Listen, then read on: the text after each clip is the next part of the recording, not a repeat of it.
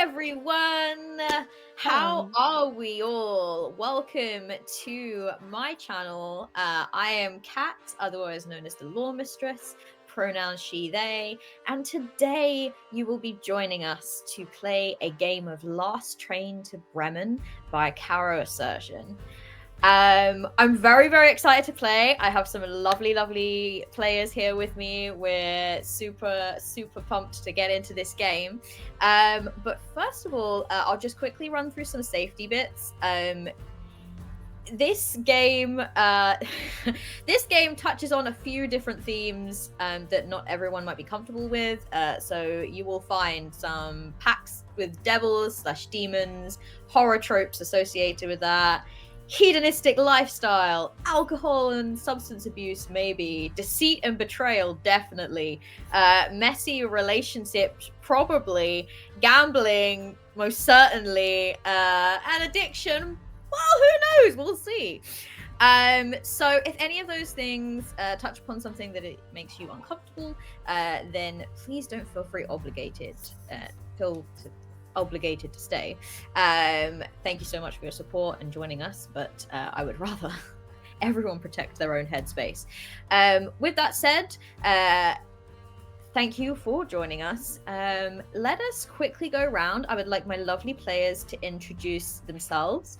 If you could introduce yourself with your name and pronouns, and then your character name, animal, pronouns, and role within the band. Because our lovely players here today will be playing a very close, tight-knit band of musicians who are just, they're so in line with each other. They're just so excited. You can look at them, so innocent, and it's all gonna be fine. So who shall I pick on? Who shall I start with? Let's go with, I'm gonna go left to right. Let's go with Cash first. Hi, I'm first. My name is Cash, so that's Cat, but you drop the T and you add an S and an H. My pronouns are she, her. I want to make it easy for your viewers. So anyhow, my pronouns are she, her. I'm going to be playing the mule today, whose name is Eike, and his pronouns are he, him. And his role in the band is that he is the drummer and also the treasurer of the band. Incredible. All right, let's go with Syrinx next. Hi everyone, I am Syrinx, she, her. I'll be playing the Hound today, whose name is Paris, she, her. And she is the lead guitar and lyricist, the heart of the group. Perfect. Next up is Insha. Hi everybody. My name is Insha. I go by she, they pronouns. I will be playing the cat. She is the, she, her. She is the bass guitarist of the band and also the manager. She is the brains. Whoops. The brains. Do I need the way you nervously laugh? Do I need to drop in allegedly after that? Some would call her that. I think that your fellow bandmates may have some things to say. So last but not least, let's go with Jacob. Hi, I'm Jacob, and my pronouns are he, they, and I'll be playing the cockerel, whose name is Evan. And Evan is the fiddle player and the PR person, or sort of like face representative of the band. Face. Cool. Thank you all so much for introducing yourselves so well. We're going to get to know your characters a little bit better now in this first section of the game. So, friends, the topic first came sat around a grimy little table at the Black Barn. It's hard to believe the Black Barn lasted as long as it did. 15, maybe 20 years of Hound's brother working the bar with the same torn posters, littering the walls, the same cheap beer on tap, same greasy couch with bad springs in the green room backstage. To others, the Black Barn is little more than a dive bar, but it's the place that the four of you first met for drinks. The venue for your first paying gig. The place you circled back to again and again. And for all that stardom changed you, the Black Barn always stayed the same. A home of sorts. The ritual, well, that comes back to the night in the Black Barn's basement. The band was together already by then, playing shit gigs here and there, but that dingy basement cemented you. It bound you together for real, by blood and by ritual. None of that parlor trick shit. Real candles, real book, real circle of chalk, and the real fucking devil showing up with a bargain too good to refuse. With the gift of hindsight, it's easy to say that signing such a contract is a stupid choice. But, as some people may tell you, when all the roads ahead are bad, at least pick one that makes for a compelling story. So we join each of you now, and we will go round and introduce ourselves to your characters. And I think I'm going to start with the cockerel. If you wouldn't mind giving us a little bit more of an insight into the cockerel's character, their role within the band, and then we will ask the cockerel some questions. Well, it's obvious that our success is from my hard work in promoting the band, booking us. Well, I didn't book the gigs, but I got the word out there of who we were, and I hype us, you know. And so this and I would consider it that I kind of brought the band together, you know. I brought first one on board, then another. So really, this all our success. I don't want to take too much credit because everyone does something, but I was there from the beginning. And the cockerel is a cockerel, a rooster, basically in a world of humanoid animals, sort of feathered, dark, iridescent, like that brown iridescent of like a rooster's neck, wearing just a sharp vest and nice pants, a little dirty from last night. The case next to them, their fiddle case open, their fiddle just absent-mindedly tuning it, plunk a string, tune it again, and just kind of sitting there in thought. And then, shall I ask my first question? Well, we'll get everyone to ask you questions. Oh, great. So, I'm in the hot seat, apparently.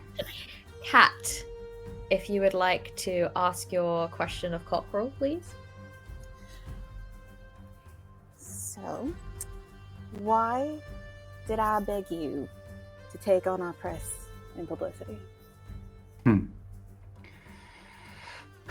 I mean, to set the scene a little bit, can I do that? Where we are, we're in a train, not ticketed passengers necessarily. We hopped on board last night, and I still smell a little bit of smoke. But as this question comes in, I mean, it's obvious why I'm doing the PR work for the band. It's because I'm a smooth talker. I don't stumble. I don't hide behind my instrument. Yeah, it's a fiddle, but fiddle is really a full body performance. And I'm out there. I work the crowd, and everybody knows me. I'm personable, and everybody likes me. I think that's the other important thing. We got some characters in our band who may be a little bit prickly sometimes, if you know what I mean. Right, thank you very much, Cockerel. And next up, Hound, if you will ask your question of Cockerel. Yeah, of course. Cockerel. Why am I specifically writing songs to spite you?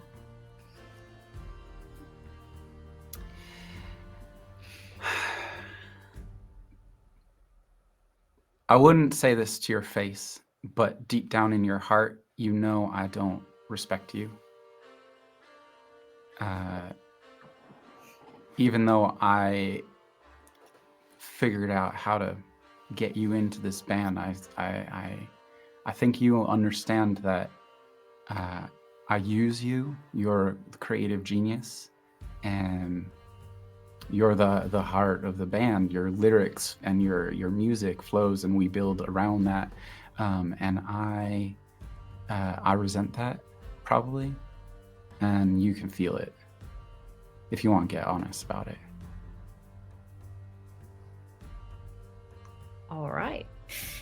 And last of all, Mule, your question for Cockerel? Well, Cockerel, you know that I don't like you, right? Mm. And that not liking you, that it had a starting point, if you remember. So why don't you just tell me what was one argument when you pushed it that brought us fully to blows?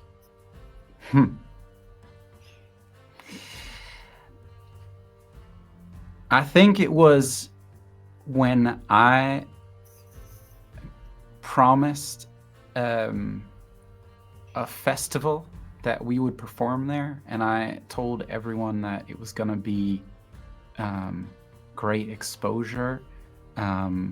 This was probably before we made the deal. Honestly, it was probably one of the last straws that might have pushed me to thinking about that we got to do something about it. And anyway, we went to this festival, and it came out through one conversation or another that we were actually not getting paid, and the hotel rooms that I had us booked, the individual rooms, were not accounted for, and so we were flat, more than broke. We were in the hole in a big way, and I think we, I mean, I can still remember the black eye that you gave me.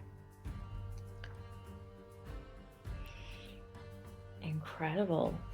Okay, well, everyone, we've met our Cockerel. We've met the face of the band, the lead singer. Let's move on now to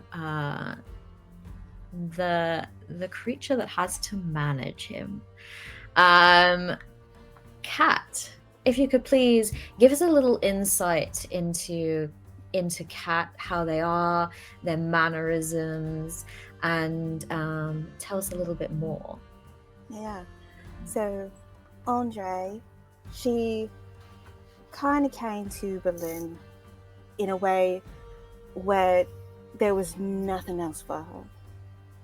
She's patient, tries to be kind, but that patience and kindness is wearing very, very, very thin as the years fall on. She's a tortoiseshell cat with sprinkles of blonde along her eyes, a blonde patch on her chin, and her ears are also a little bit blonde on the tips.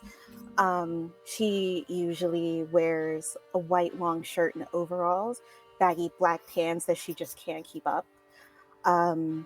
She also wears some like really thick boots, and they're covered in mud because she can't be bothered to stop and take care of herself because she's too busy taking care of her band. As the bass guitarist and as the band manager, she handles the logistics. She handles the scheduling. She handles the emotional support of the band. And she handles finances, which is very unfortunate.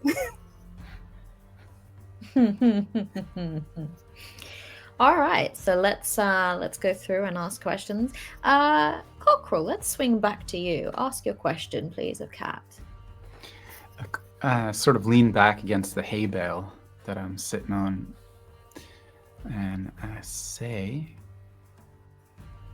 Andre, whatever did we end up doing with that book that we used to actually summon the devil? Andre kind of leans, her legs are crossed on another barrel. Her head's at the window, just kind of like leaning, trying to just listen to the sounds of the train tracks as she's going along. But then when she hears the cockerel's voice, there's something in her chest that immediately is like, what the fuck? So she turns to him and she just goes, I haven't the slightest idea. Maybe the devil took it back. Maybe we burned it along with the other things. Maybe we left it in that burning building. But I know one thing is clear. I don't have that book. I don't know where that book went. Maybe he took it back. From all the things we've done and the way we're running, he probably took it back. Which, good riddance. All right. And Hound, please ask your question.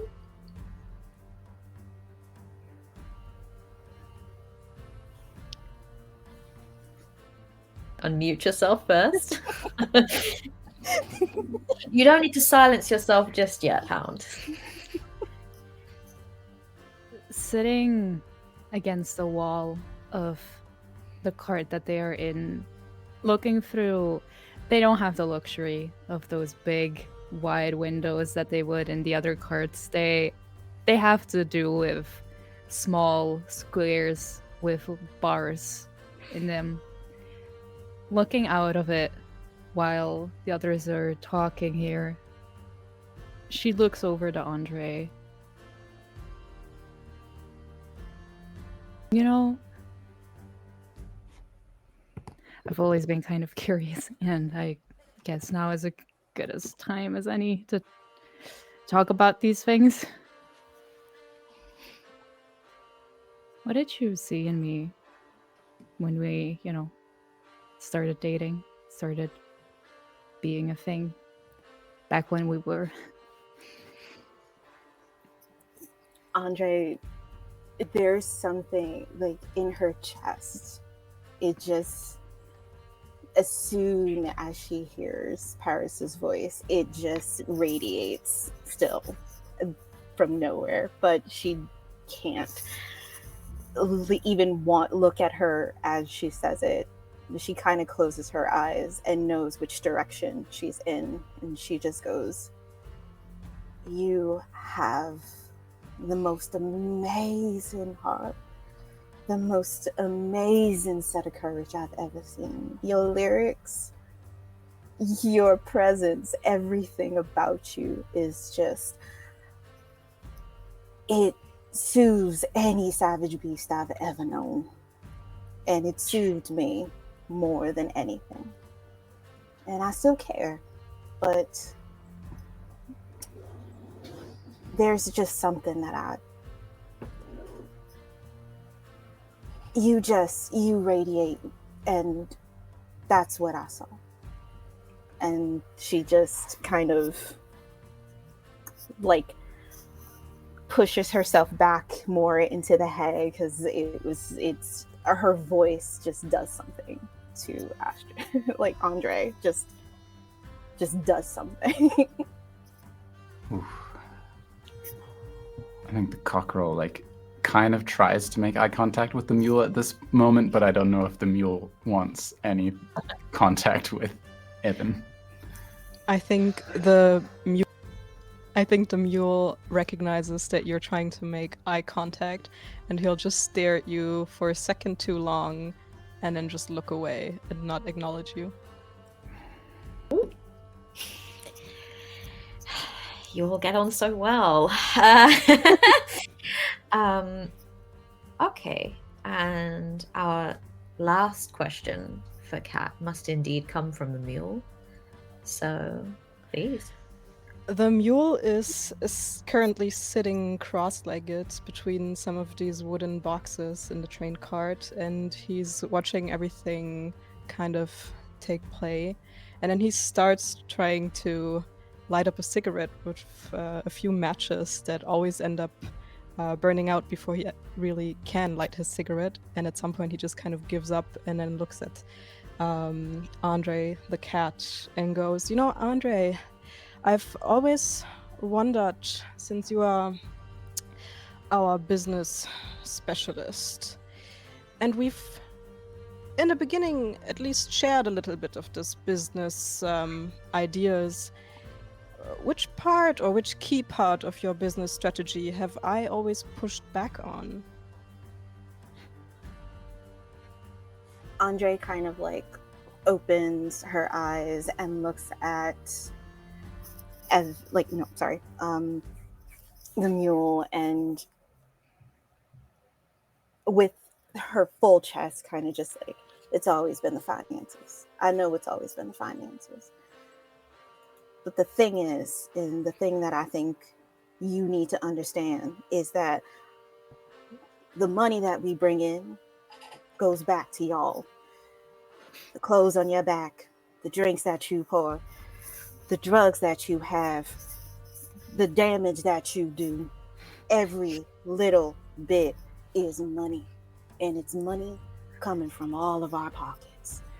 And I can't sustain a band that is just fumbling at the pieces. I'm trying, but it ain't working no more. So, I'm sorry. I know my business strategy hasn't always been great, but that's life. That's the cookies we crumbled. Can't do no more. Well, I can agree with the first thing you said. With the rest, not so much. I know. And as soon as we get there, I'll pour you a drink. Why do I feel like when you said the damage we do, Cockerel was the one you looked at? I don't know. That's the vibe I'm getting.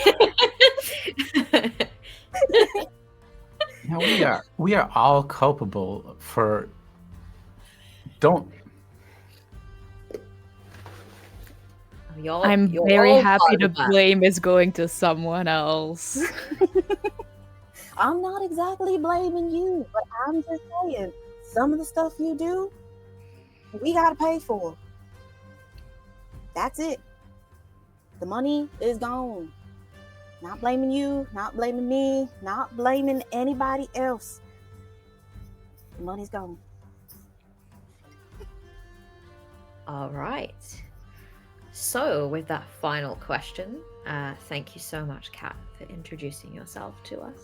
We move on now to our lovely Hound. Hound, please tell us a little bit about you. Tell us about how you are on this train, on this journey. Tell us a little of your look and your mannerisms, and reveal yourself. Open your heart to us. So, Hound is, or Paris, better called, is sitting as close to the small little window in the wall as she can get. At some points, pressing her face right up on the wall to just see outside through the bars that are in the window. She is maybe a bit less tall than the others, kind of like a Bavarian mountain hound.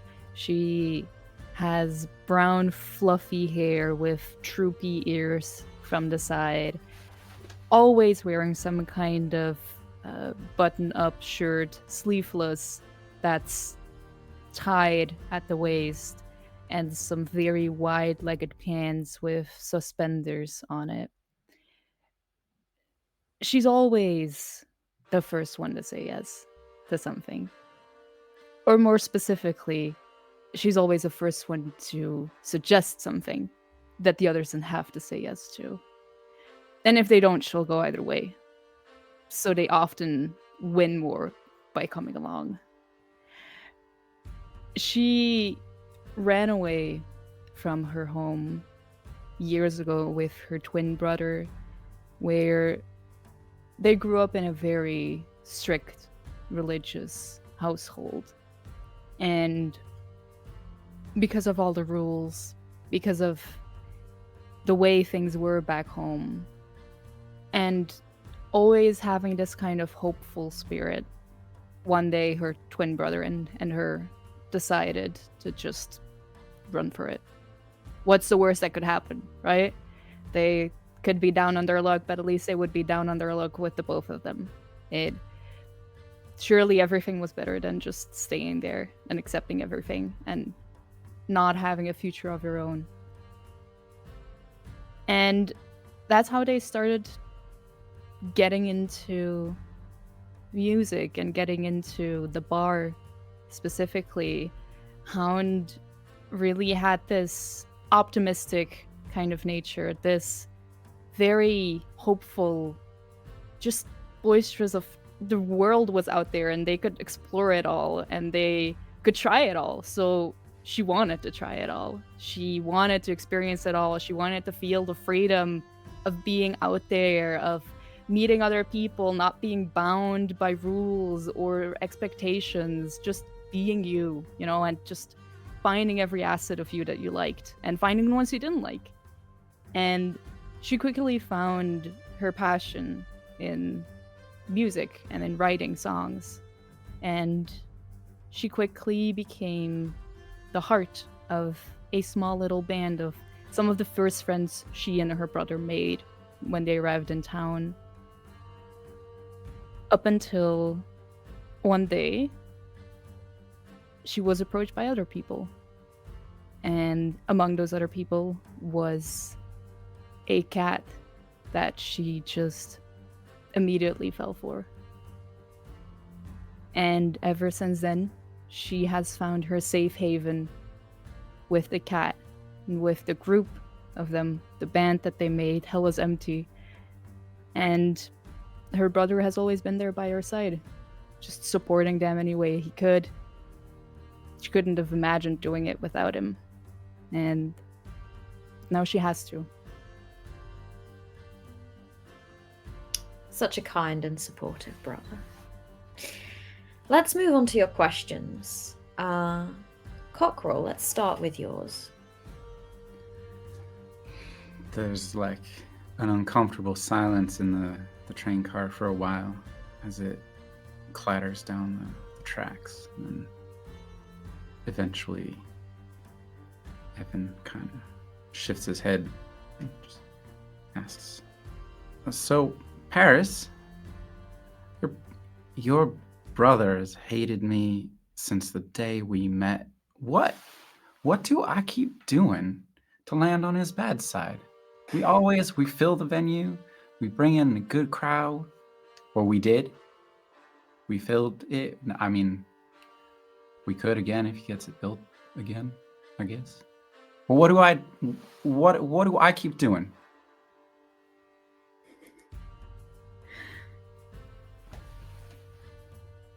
If I could read my brother's mind, I would certainly tell you, but, well, since we're on this train right now and he's not here with us, I don't know, maybe he always knew that one day I would leave him and not need him anymore. He just saw that the moment you asked me to join the group you introduced me to, the others. And with that, she gives a longing glance at Cat.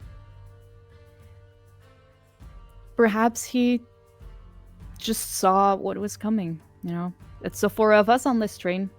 He's not here. So maybe he always knew this was coming. And maybe he saw you as a replacement of him.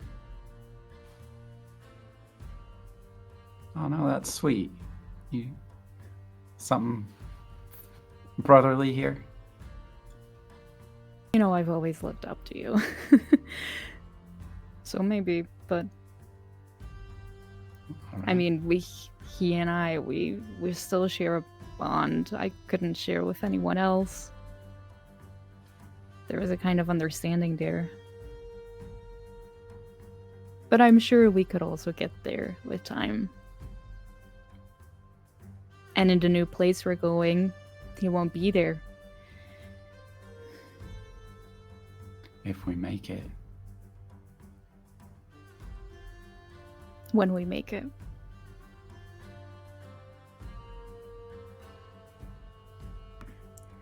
All right, and we'll move on then to Cat's question for Hound.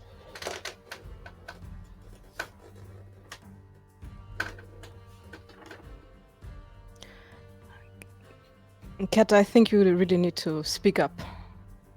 I can't hear you. I mean, I'm not listening in, but...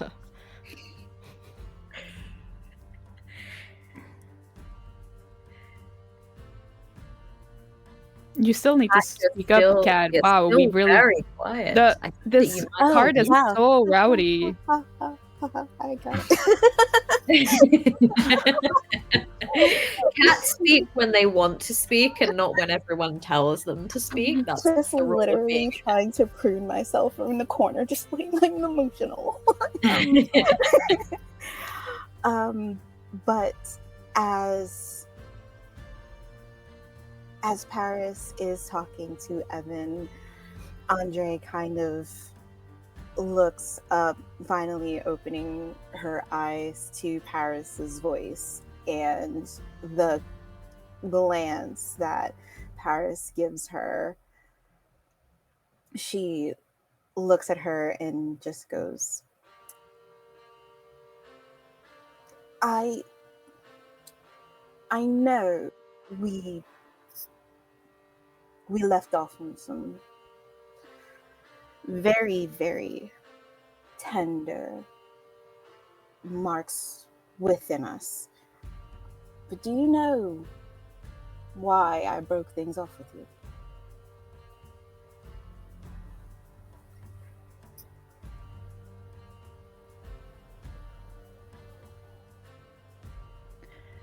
I mean, I have a feeling.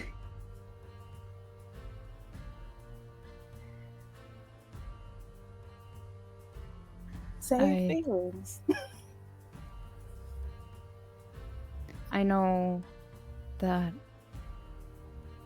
I always tend to blurb things out, and especially when I get happy or excited about something, and especially to you, you know, there's just something about you that makes me want to say it all and just find some kind of comfort, I guess, even for the bad things I did. But I guess that there's just some things you can't forgive. And I want to try to, when we get there, I'll make up for it. I'll never keep secrets again. It'll be open from there on. I won't make stupid decisions anymore. I won't let myself race ahead and try to do things that I think won't harm while they actually do. I can do better. I know I can. Just give me a shot.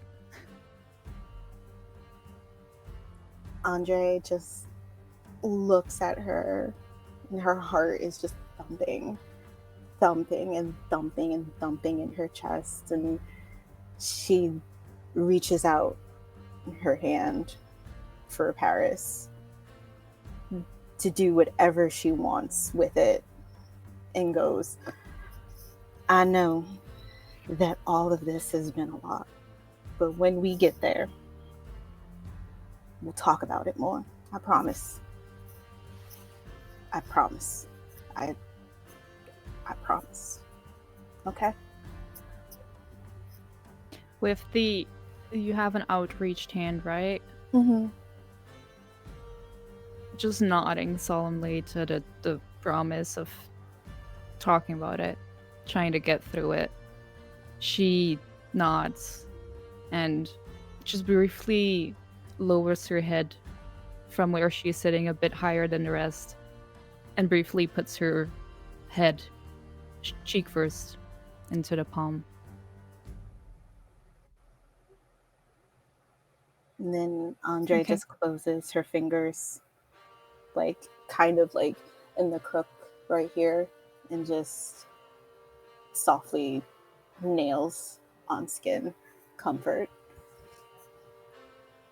Oh damn, I'm about to cry already.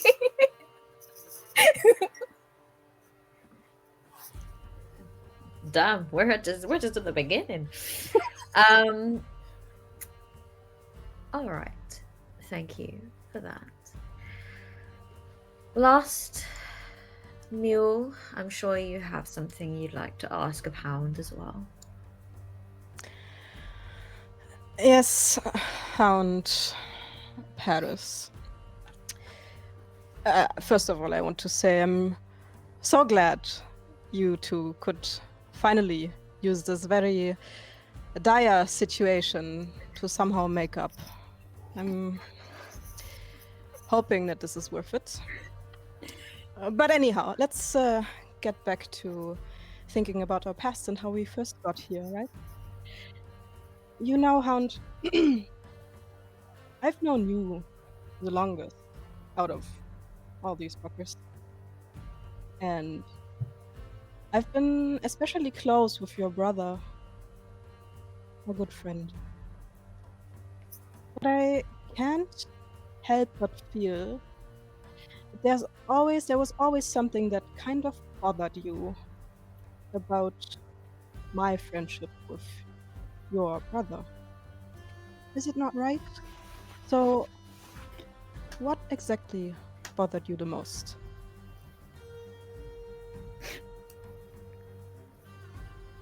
You know, it didn't start at first. I actually thought you were pretty cool when we first met. But, you know, then I started noticing the things. I started noticing you and my brother spending longer talks about stuff that when I asked about him afterwards, just said it wasn't important and I shouldn't break my pretty little head around it. He trusted you with more things than he trusted me with. He talked to you about things he wouldn't talk to me to. And after all we were through, us, the two of us together, what we ran away from, you were the first instance where I felt like there were secrets between my brother and I again.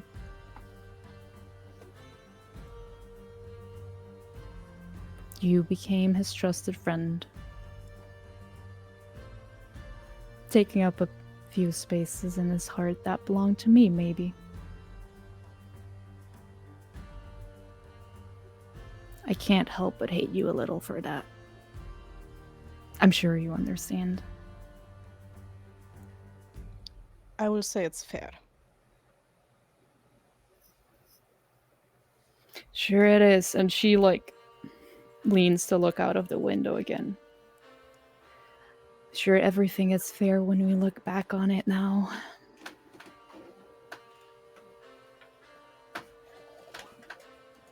All right.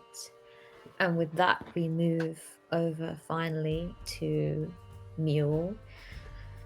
Having watched the others with an almost disinterested air, it's your turn to tell us a little bit about yourself, about where you came from, about how you got here now, about what makes you you.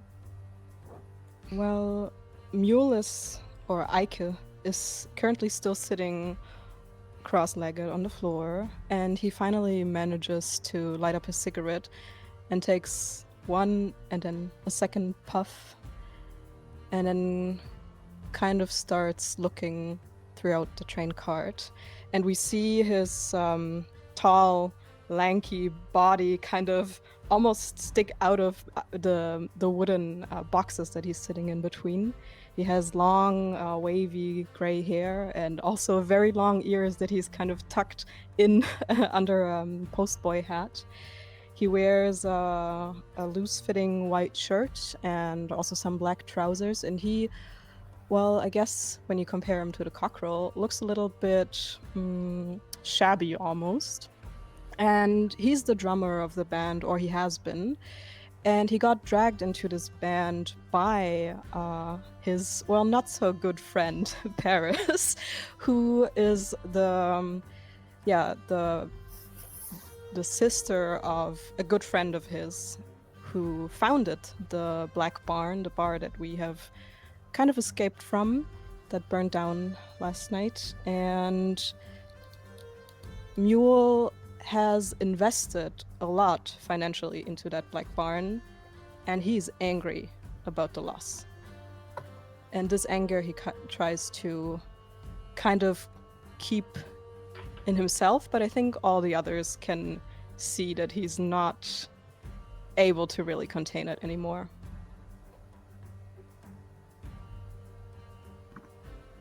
All right. Well, seeing that sort of seething anger brimming within him now seems like the perfect time to ask a question, Cockerel. Just like right on the tails of that exchange, feeling a little bit left out of all the conversation, Evan sort of leans forward and looks around the box. Ike,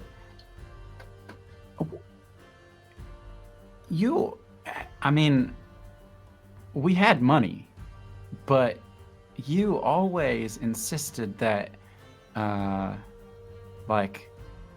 you were always bothered by what I wanted to write off as business expenses. Like, you didn't let us just enjoy this place we were in. You know, now we're tumbling down. Hopefully we make it out. But when it was good, you wouldn't let us you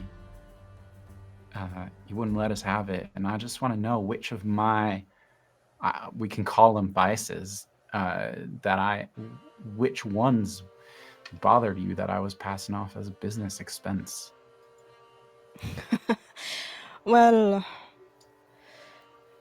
Evan, if you ask me this directly, I can say almost all of them. Oh, come on. But if I have to pick one, and he kind of leans forward and locks eyes with you, and he goes, you know, these expensive headshots that you always did, each month, new headshots. I just know you always wanted to go solo. Just admit it. What? What kind of accusation is that?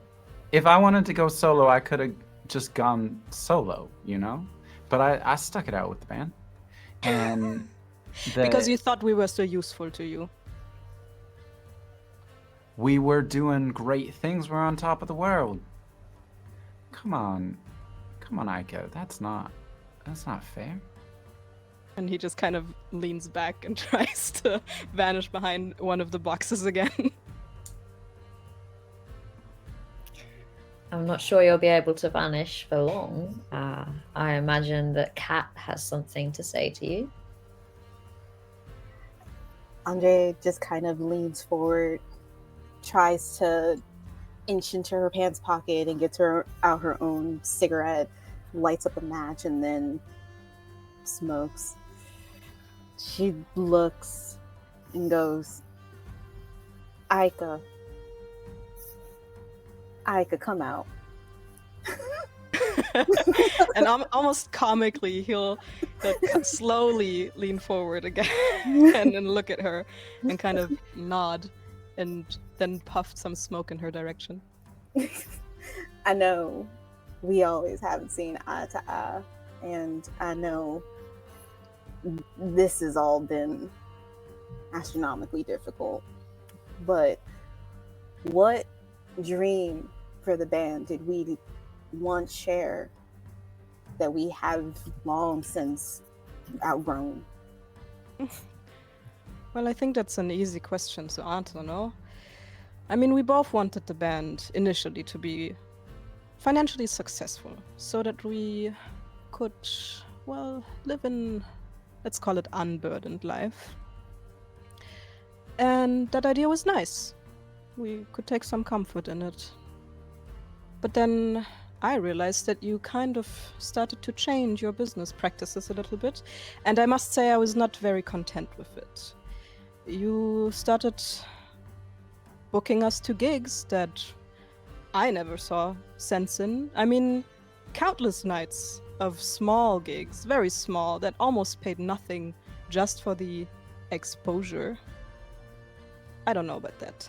So I guess that's where our dream kind of vanished, or our dreams drifted apart. Would you say that's right or no?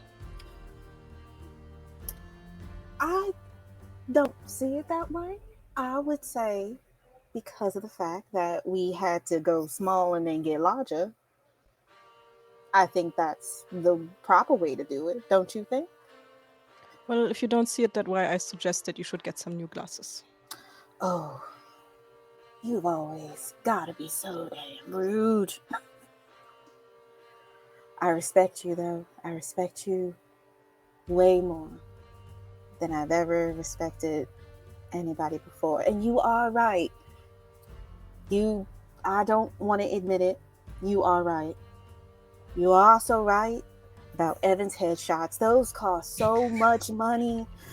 See, I told you. It's a large calendar by this point. I think he was trying to do a calendar, but this is just, I don't know. But it was ridiculous. It's ridiculous. But you are right. I'm wrong. I think you're all just jealous. I think you should get some cheaper headshots. You can tell if they're cheaper headshots. It's just they don't look as good. Can't blame anyone who has that kind of face. Like, if I would have that kind of face, I would get photos taken all the fucking time.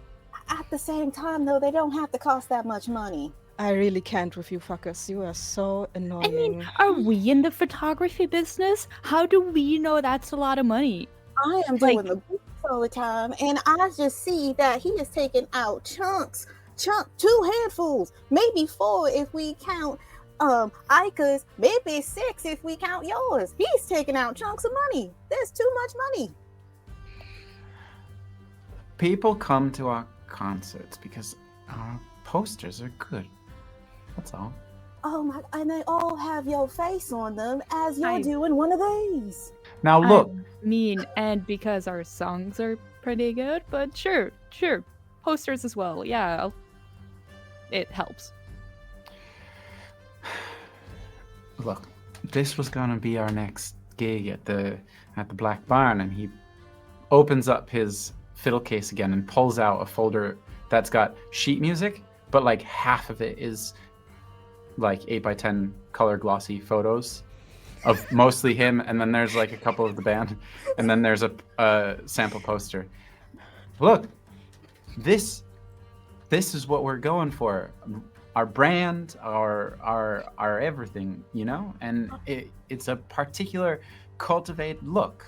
How much did this cost?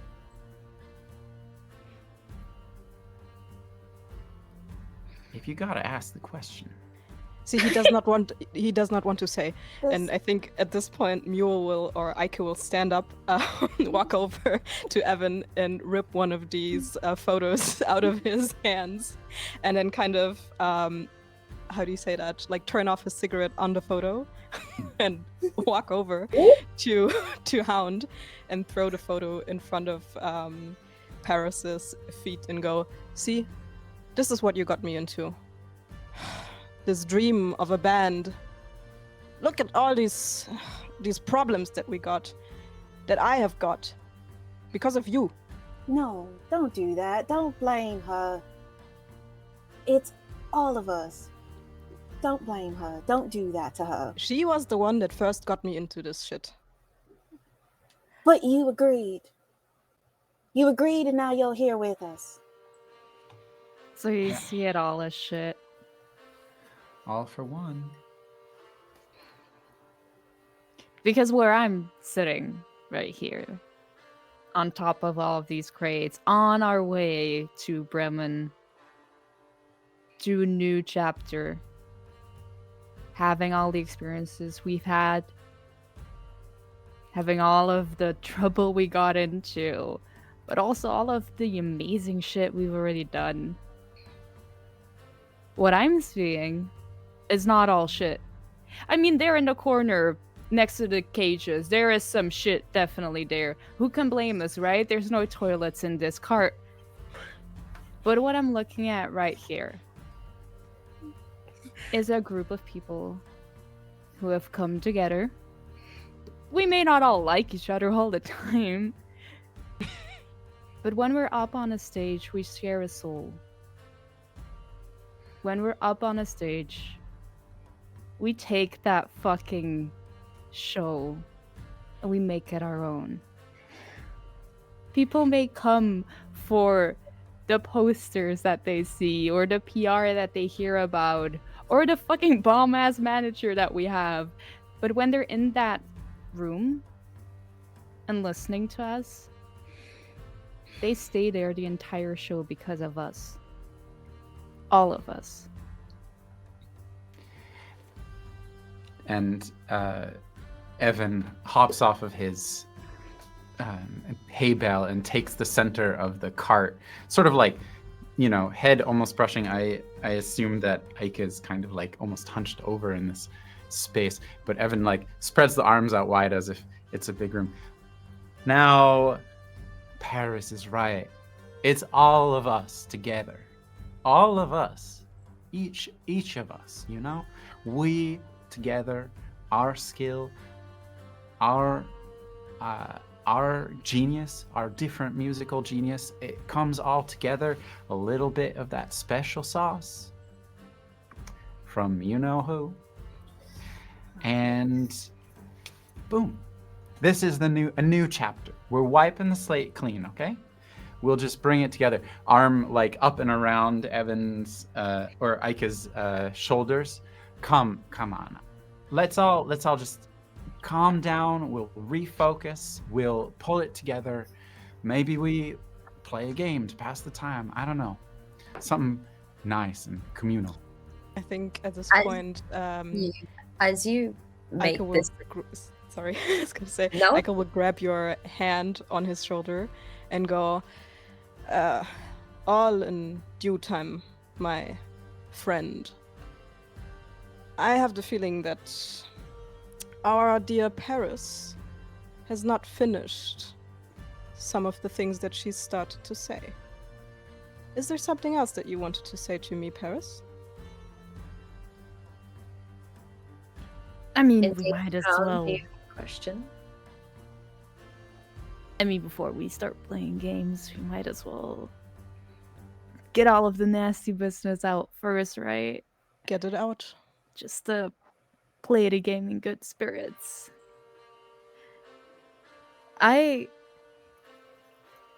Maybe that's one of the reasons why I started to dislike you more. But I always feel like you're hanging something above my head. Just always a constant feeling of blame, which maybe I earned it. I couldn't say, but why do I always get the feeling that you keep dangling something above my head? Something I don't know about or might not realize, but I never feel like I can do anything right for you. Well, I guess that feeling, it does not come from nowhere. I see what you are referring to. I'll spell it out clearly and briefly for you. My dear Paris, I will never forget that I was the one that first helped your brother pay off the loan for the Black Barn.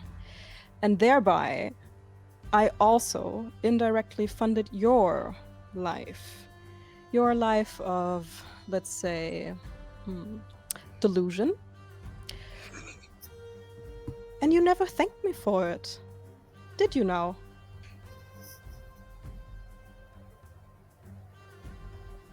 Oh, so now you have nothing to say anymore. Well then, we can play a game, can we not? If you want to think you started at all, I'll give you that delusion as well. Let's play a game.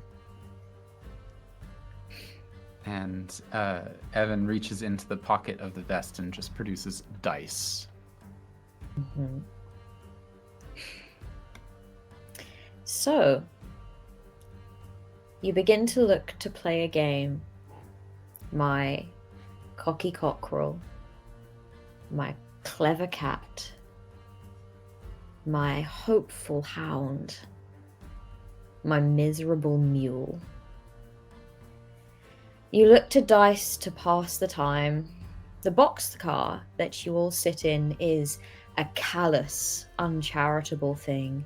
It is packed with pallets of freight, paper goods, metal ingots, sacks of grain and lumber. And when Mule bribed the man at the train yard to let you sneak aboard, you did not have the luxury of being choosy. But you've pushed a pallet against the wall to carve out what little elbow room that you can. You have a lantern and a book that Kat had the foresight to snag, and your instrument cases are stacked on top of each other as a sort of makeshift table. There is almost enough room for the four of you to sit comfortably. The train sways and rolls, and you settle in, producing your dice and beginning to play. And as lights glimmer in the distance, perhaps lights of the distant city of Bremen that you are working your way towards, or perhaps the flames creeping higher and higher in the distance of the black barn that you have left behind, most likely smouldering embers now. You have little to do here besides sit and bicker and wait. And the train itself lets out a loud hiss of steam, which, if you'd care to listen, was accompanied by a voice. Hell feels so empty without you all here. Let the games begin. And with that, we're going to take a break, and then we shall begin our game. So thank you for joining us. If you have joined us so far, we'll be taking a sort of 5 or 10 minute little break, and then we will be right back. And my lovely players here will begin to play some dice and save their souls. See you in a few. Bye.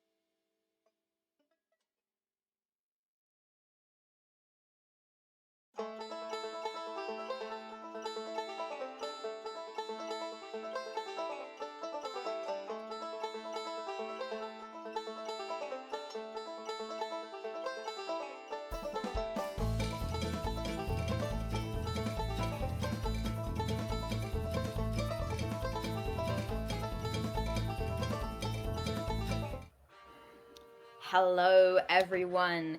We are back with section 2 of our game. Our lovely bandmates have introduced themselves. We've got a little of the measure of the relationships or lack thereof between them.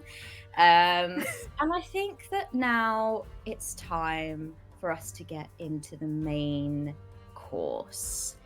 The devil grows hungry and a little bored watching you all talk and would like to see some action. So, we will be playing a game of Liar's Dice. It is a bluffing game. Players will roll pools of dice and place wagers about the number of dice that share a particular face value. Each player will start with a hand of 3 dice. Everyone will roll, concealing their dice from the other players. The player who leads the round, to begin with, it will be you, Cockerel, because you suggested to play. The player who leads wagers that all of the dice on the table are a given quantity that share a particular value. For example, 3 2s or 4 5s. Going around the table, the next player must raise by making a higher call.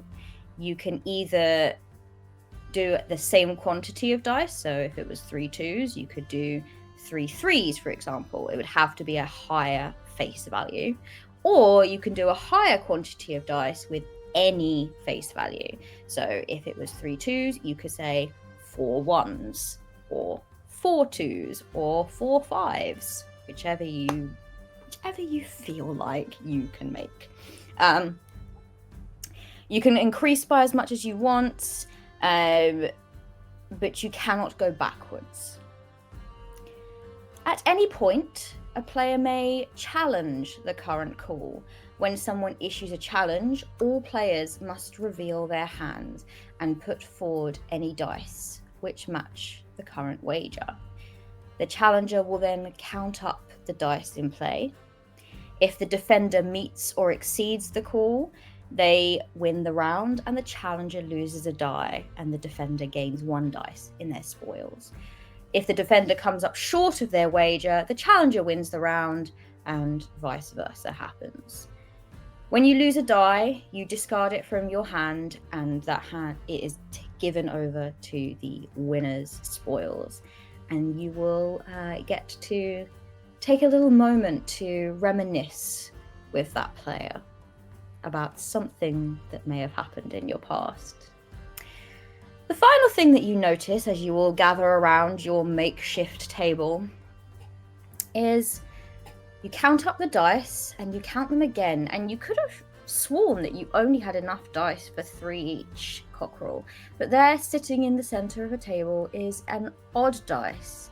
It is red with black numbers on it, and it does not fit with the rest of your dice in your collection.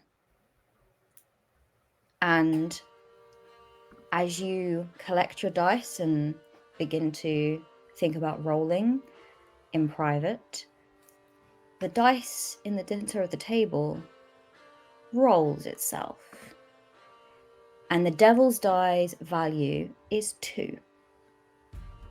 So if you could all collect your dice so that no one else can see them and roll them individually. So our lovely audience should only be able to see the devil's die right now. And we will go around and we will begin with you, Cockerel, if you could please call out. Well, my fine friends, it seems that we're not alone here at this table. I welcome the unseen, and I would say I could make 2 4s. Bold.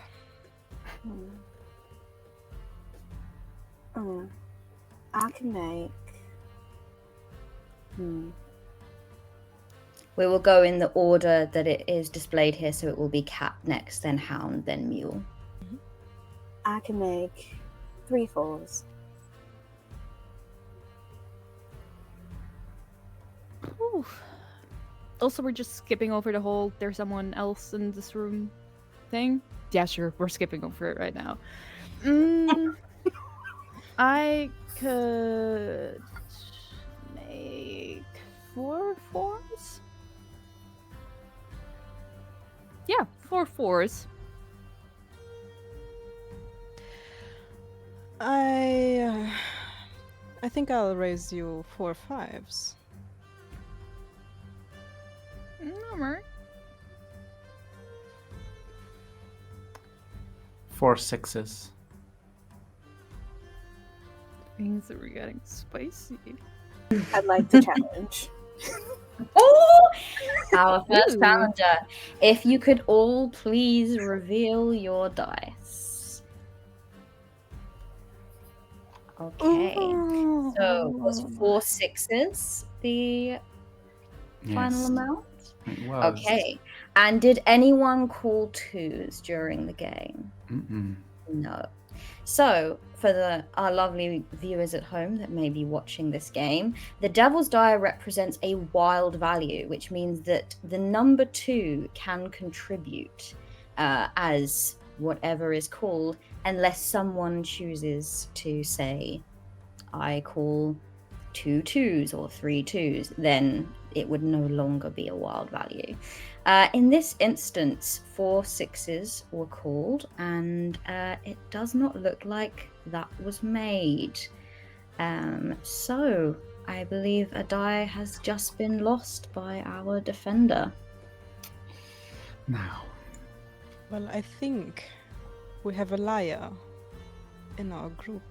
It's just a game. Don't make it so serious, Mule. God. how you play. That's the name of the game. It's always so serious with him, though. Everything is just 10 times fold. So I'm not sorry. Well, well, I will say it reminds me of the night after we made the deal. You remember, we played around in the room, the green room. We went on stage in Boston, overseas. It was great. And the next morning, you remember, I got up earlier than the rest of you, and I was there in the hotel lobby with the paper and the reviews, and that was a good time. I remember we partied, we celebrated, because we'd been in the slog for years, and thanks to our invisible guest here, we were gonna be something. Hell yeah, we were. And we are. Thank you. Sure. All right. Shall we move into our next round? Okay. You may move your remaining die, or dice, I should say, into your hand and get ready to roll. And as you do, that low hiss comes from the train again. And this time, the die reveals a 3.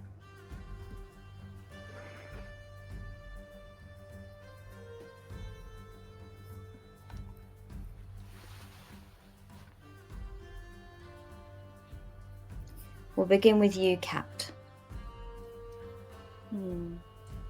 I can make 2 5s.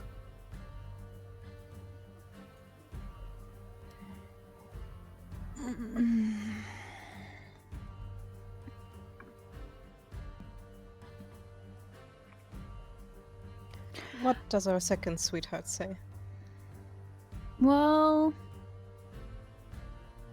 I guess I could make 3 frees. No, that's not so sporting, taking a wild. Hey, look, I'm not the brains in this group. I gotta take it elsewhere. Gotta take the luck where it is. Use everything that's here. It's fair play. Just saying. Well, The name of the game. Yeah. I'm sorry I was in front of you because I'm sure you would have taken it. Hey, Just trying to think what you would do. I mean, it's a I good. take your 3 3s and raise 3 4s.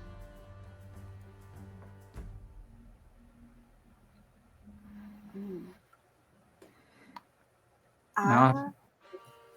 Oh, I think it's my No, turn. shut up. It's not your turn, Andre. We've gone over this. You're always cheating, and then you say you're not cheating, but we know what's Nice. going on Not in your cheating. Nay, Ike, it's a game about bluffing. Andre would never cheat.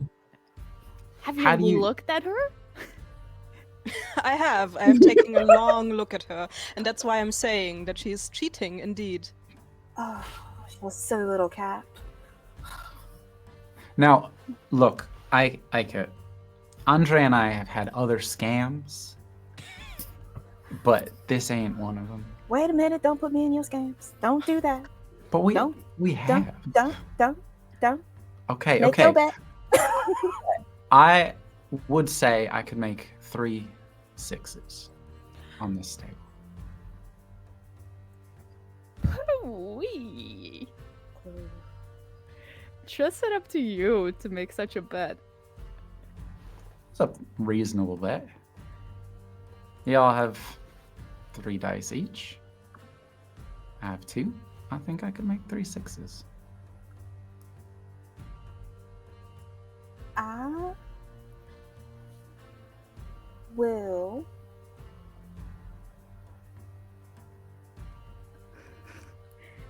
challenge. I'm Now, sensing some tension between the Andre. cat and the rooster, you know? Are you sure you want to do that? As much as I want to trust you, and as long as we've known each other, I think I do. Now, I believe that somebody called 3s earlier, so the devil's die is no longer a wild value. So we will only be counting die that display the value of 6 for this round. If we could all reveal our dice, please. It's also not a game about trust, really, if you think about it.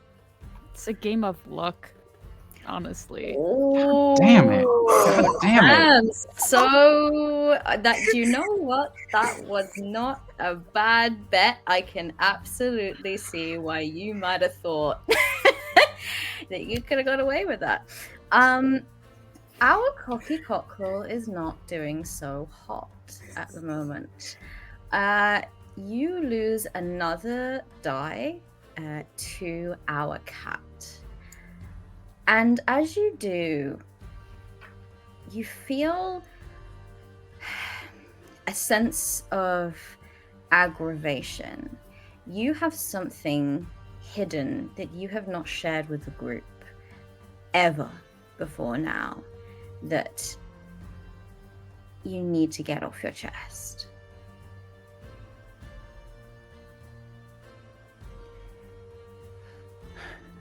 Look, I know it's only a game here, but I feel like you're all rooting for me to fail. I feel like when things started slipping for us again. Well, we've been on top of the world for a couple of years now, and then what did we do? We got cocky. Not just me, but all of us, right? We started slipping, and that deal that we made with you. I remember when we had our first bad show after 3 years, and you blamed me for it. But I'll tell you, it's not me, and I'll tell you why.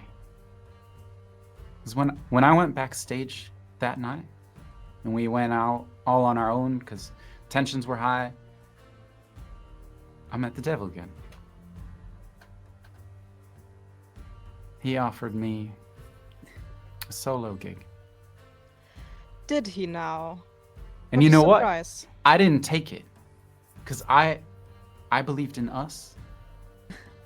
But when we get to Bremen, I think I might. Because I don't actually think y'all respect me here. Everything I've done for us, bringing the band together, getting you two together, getting us actually summoning the devil and getting us famous, getting us successful for a while. So we know what it tastes like, we know what it's like, we know we can be there. But I don't think you recognize that. So maybe when we get out of this, I'm done.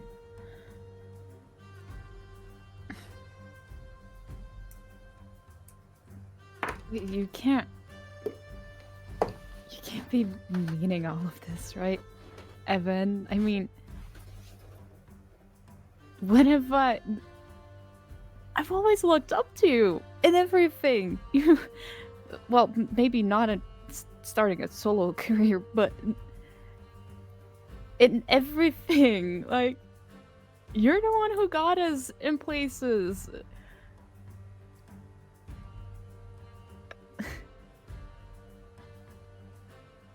Sure, maybe. So, Evan, let me get this straight. You were offered a solo gig and you did not take it? I did not take it. Not then. But if we get out of this, if I get out of this, if he doesn't take me tonight, maybe I will. Maybe I will.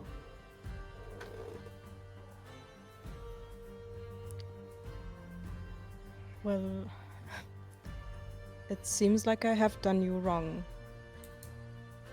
At least in the beginning. But now that I know that you are considering to go solo, I was never actually wrong, was I? I had pegged you. Look, Come hey, on. let's not start like this, right? It's just he's losing at the game. He's just getting antsy because of that. Like, I'm sure he doesn't actually mean it, and I'm sure it's just the game and having lost 2 dice to Andre. Let's not. Everything that he says, he means. Yeah. I've known him forever. He means it. Paris, would you take something seriously for once in your life?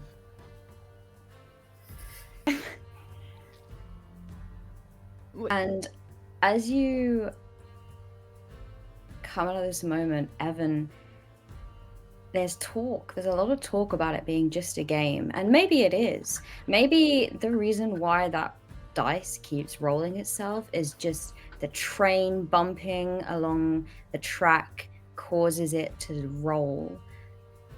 But you can feel yourself beginning to feel hot.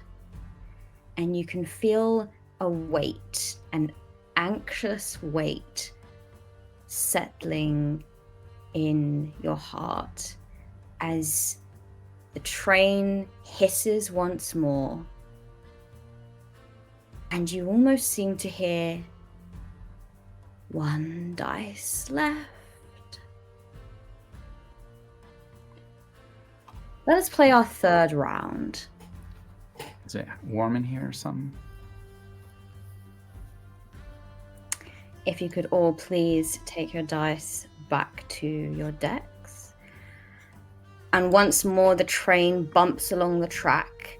And as it does, The dice in the center of the table reveals a new value of 5. And this time we shall start with the character that does not take anything seriously and finds it to be just a game. Hound. I believe, because I have 1 die left, it should be me. And that's my secret ability. Mm-hmm. So You get to go first. I'm gonna, if you don't mind. My I'm just apologies, Rooster. but You're you- absolutely right. You do get to go first. I would say I make 2 3s.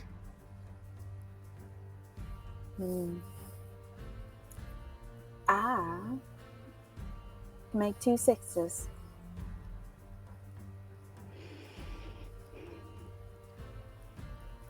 Yeah.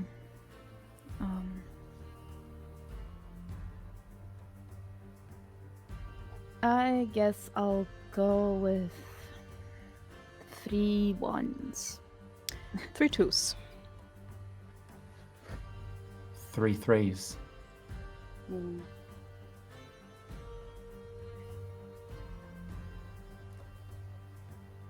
3 6s.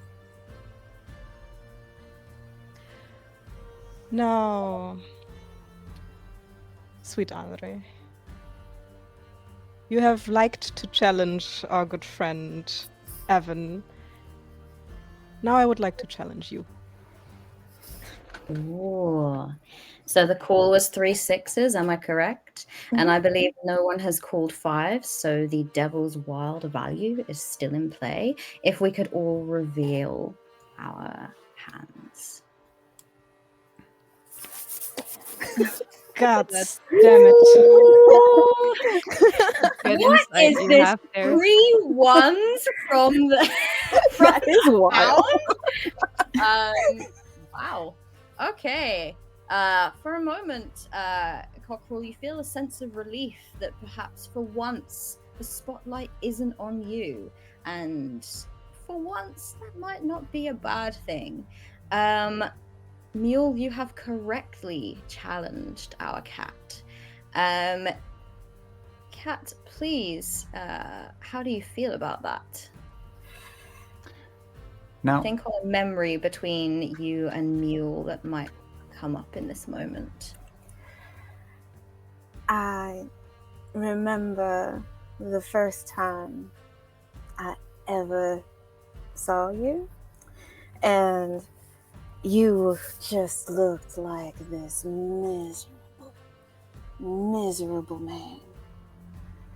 But you were ready to make such an investment with us and such a powerful statement in saying, I want this band to work. I remember that misery became blissful for a second. And I remember being upset that we took that blissful mule and made it more miserable over the years. And I'm sorry. But I know that you don't forgive me. And I know that we have had our differences. But you are still somebody that I respect and I care for. Well-being and all. Well, I'm touched by your words, I must say. Actually, Cat, and also Hound, and Cockerel, just refresh me very quickly on the rules of our game here. Since the Devil's Die was still in game, wouldn't Only a Ooh. Grande- fives would Hold up. fives would change in value then, right? It's not just I- devil. Let me just let the devil check the rules just one moment to see if the because five while on the I'm- actual die itself that is rolled by the devil counts. While I'm grateful for the words you've shared about me, I almost feel like I stole something from you that I was not supposed to take, and I'm an honest man. Okay, so I just want to say thank you, Mule, for your honesty, and thank you in the chat, because I did see that little message in the chat as well. As it turns out, yes, the resulting value is wild, and any dice that share this value, including the devil's die itself, are included in the final count. So, as it turns out, Mule did actually lose that round, and Cat won. So I did, but I did not want to say before I felt you able to share what you had shared with the group. But I'm an honest man, so I'll give you your die back, and I'll give you one of mine. For your honesty, Mule, I will offer you the chance to share a memory of your own, should you wish to take it.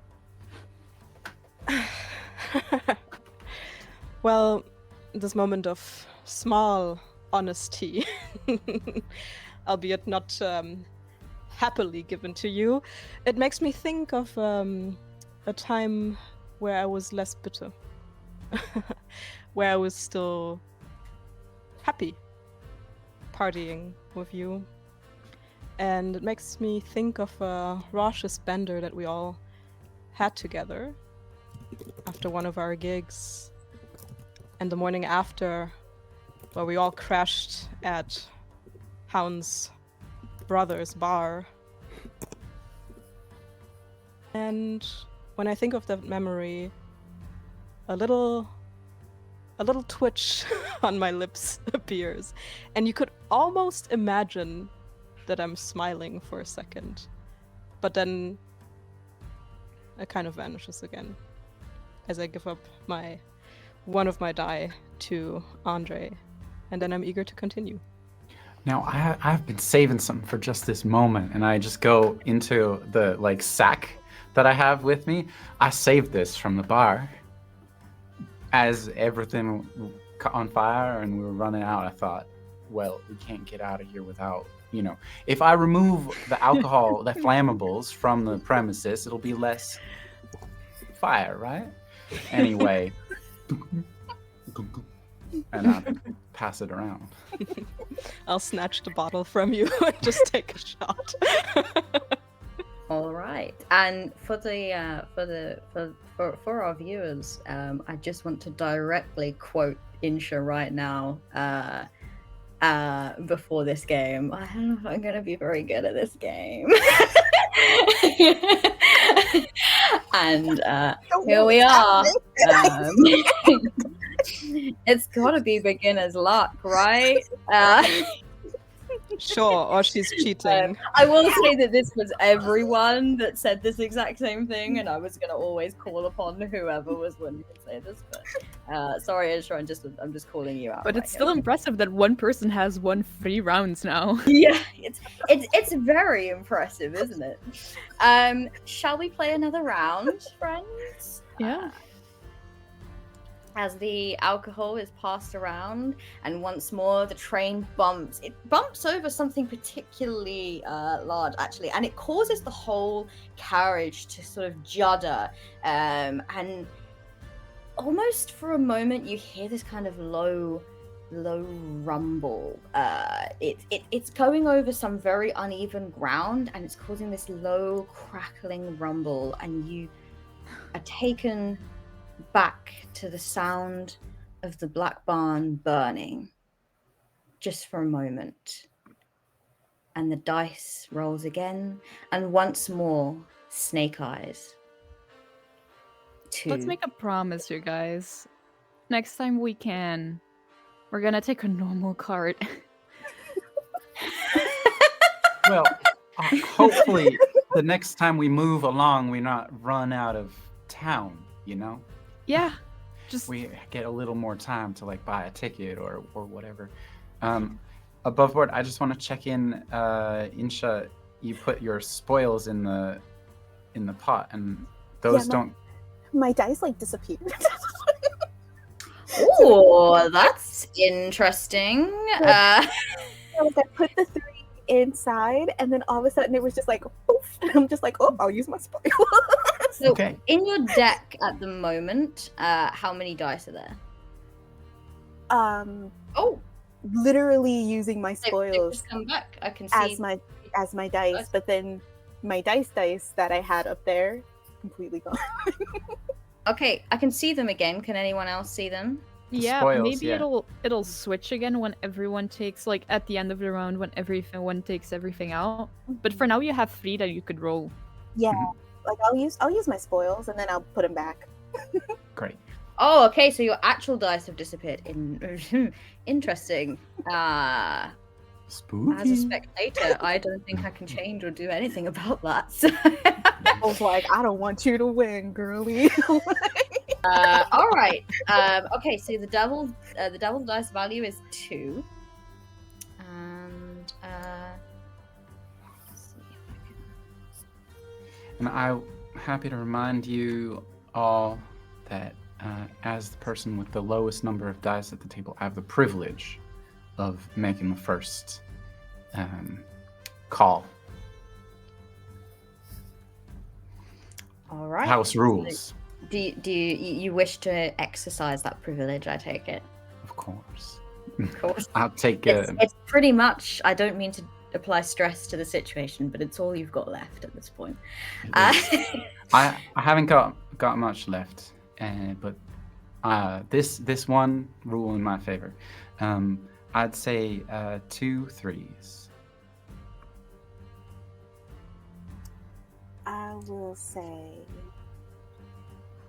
3 2s. Just to ask, when your special power says once per game, do you take that as like round that we play, or the game as in like the one shot that we're playing? I think. Ooh. That's why I'm asking. It's a great question. Let me just. I think I'm gonna just see if anyone has potential powers that say. I think it's once per game one shot, because there's also the option of having ongoing effects. So I think Yeah. ongoing would mean doing in each round. Yeah. That's what I would say also, because looking at my other ones, I think it would be. I would also say once per game is once in the just entirety that you're playing. Yeah, Mhm. so I think that ongoing is just you can use this every single round, Yeah. and once per game is you can use this ability once, and they tend to be just a little bit more powerful, I think. Yeah, that's what I'm reading it as well. Yep. Mhm. Okay. Then it's my turn. Mm. It is. You bought yourself some time there, Hound. Well done. I mean, again, this is all based on luck. I'm not the big brains here. 3 3s. 3 5s. Whew.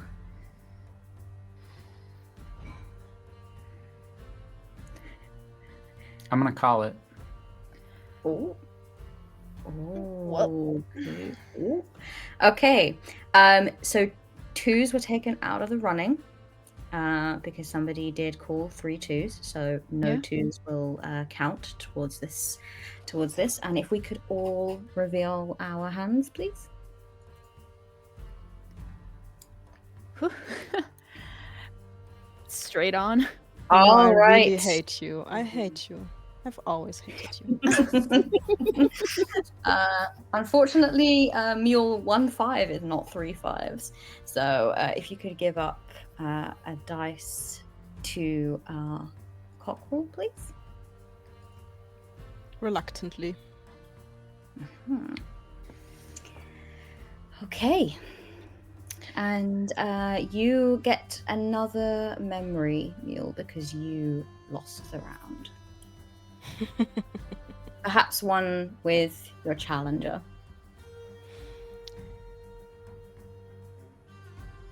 I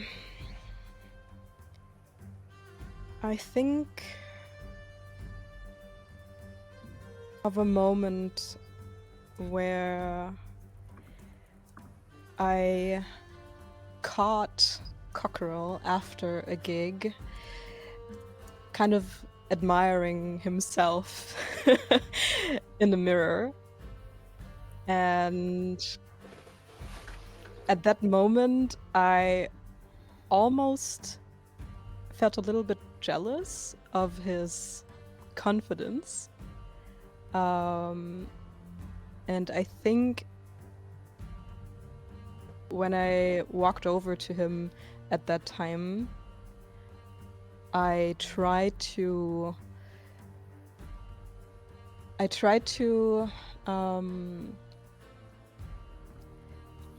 kind of, I guess I kind of tried to play off cool that I was so jealous of him. I didn't want him to see that I somehow admired him. I didn't want to boost his confidence even more. But I think, Cockerel, that you would have known in that moment that some of my disdain and hatred for you might stem from the fact that I don't have a particularly good relationship with myself, and my let's say my confidence is not as high as yours. And I think in that moment you could have almost lavished the second where you felt more, or could have felt more powerful than me.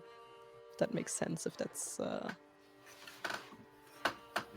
understandable for you, how I worded that. Come on. We've always tried to be equals around here. I got photos of all of us because we're all pretty people.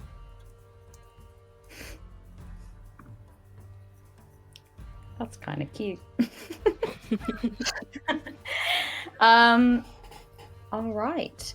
So you are now down to your final dice, and you two have a secret.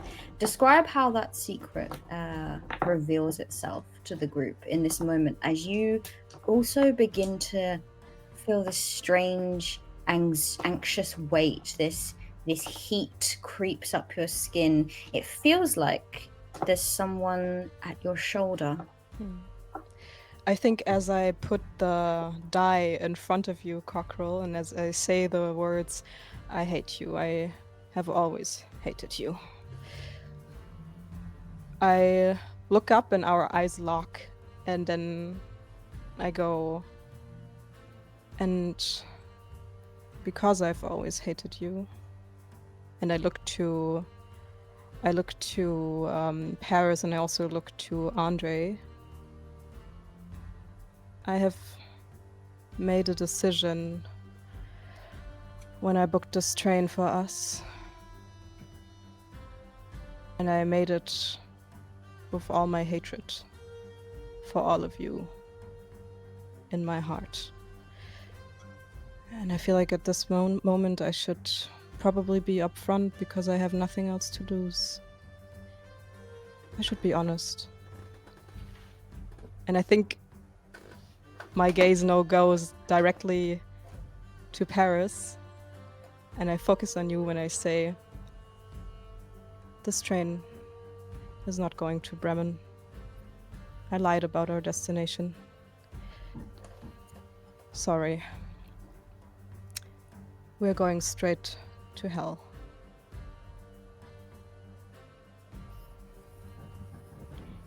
Sorry to burst your bubble here, but there is no train going to hell. If that were to exist, I'm sure people would be way less afraid of going to hell and the whole, religions thing. Well, but I'm sure that another small city in Germany could be identified as hell. Yeah, I'm sure there's one that even in German it's just called hell or something like that. well, believe As what you want this- to believe.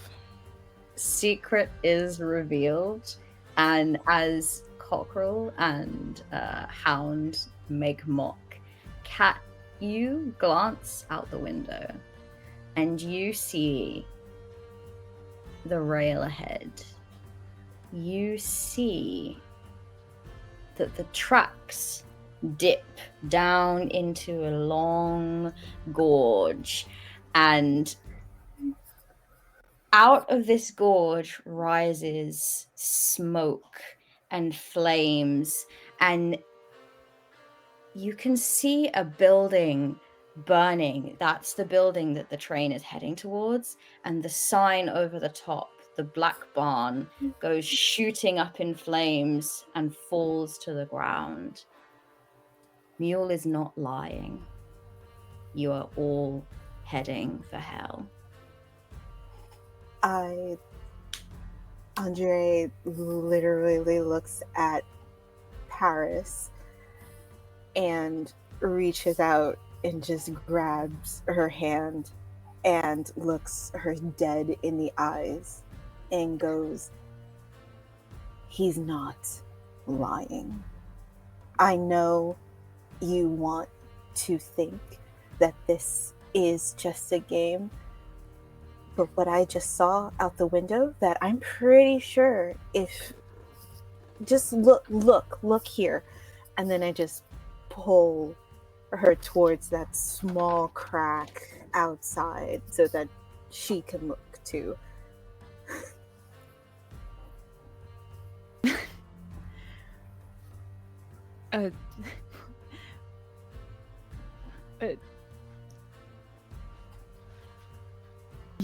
You I mean, well, okay. Paris, this is real.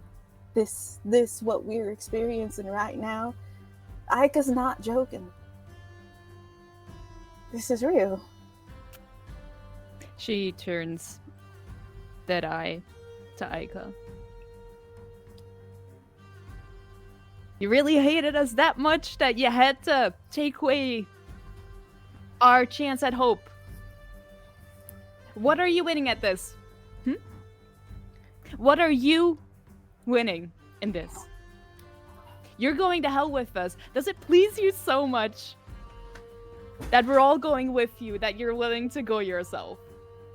Does it please you so much that after everything we all went through and all of the good fucking shit we all went through as well, sure, we all are messed up. We have our own shit why we don't like being here or do like being here, but it's worth it for you, huh?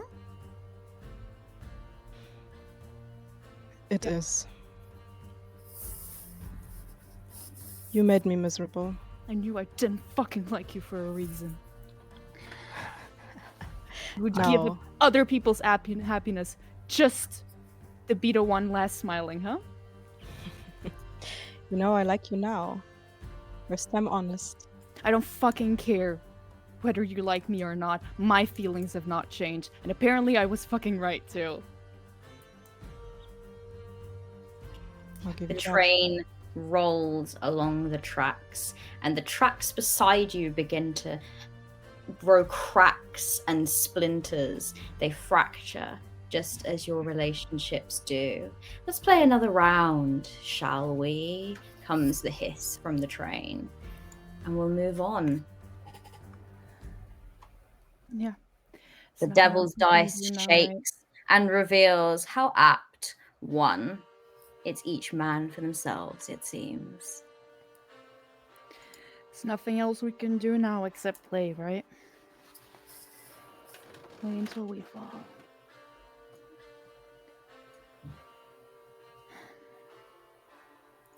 All right. So, I believe that most likely our dear rooster will want to exercise their right to go first. I don't know if I have a choice. It says I always do it. I think you could. Yes, it does say that, doesn't it? It does say I always You do have it. fewer dice than any other active player. My hands are tied, but at least I have the satisfaction in knowing that we finally made Ike feel something.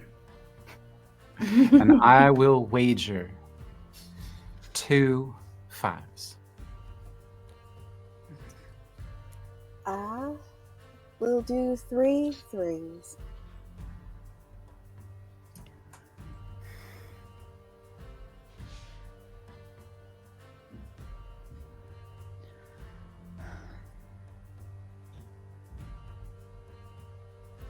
I'll do 3 5s then.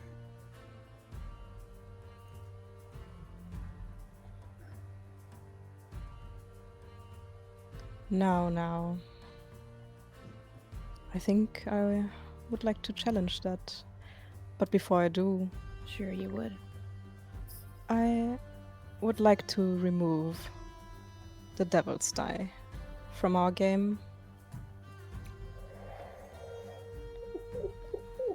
So you have just rendered the Devil's Die useless, and any ones that come up do not any longer count.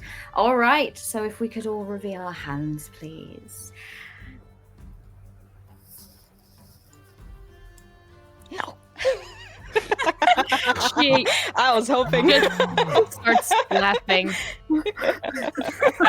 All right, what was called? Was it 3-5? 3-5. Oh, Damn, You dude. lucky lady. all right. You were so hungry for it, huh? Yeah. I really You- was. I think You rather the game survey be bad. the table and you survey your bandmates looking at you with fairly mixed responses, perhaps a level of awe or respect for the way that they were tricked by you, but certainly disgust and disdain.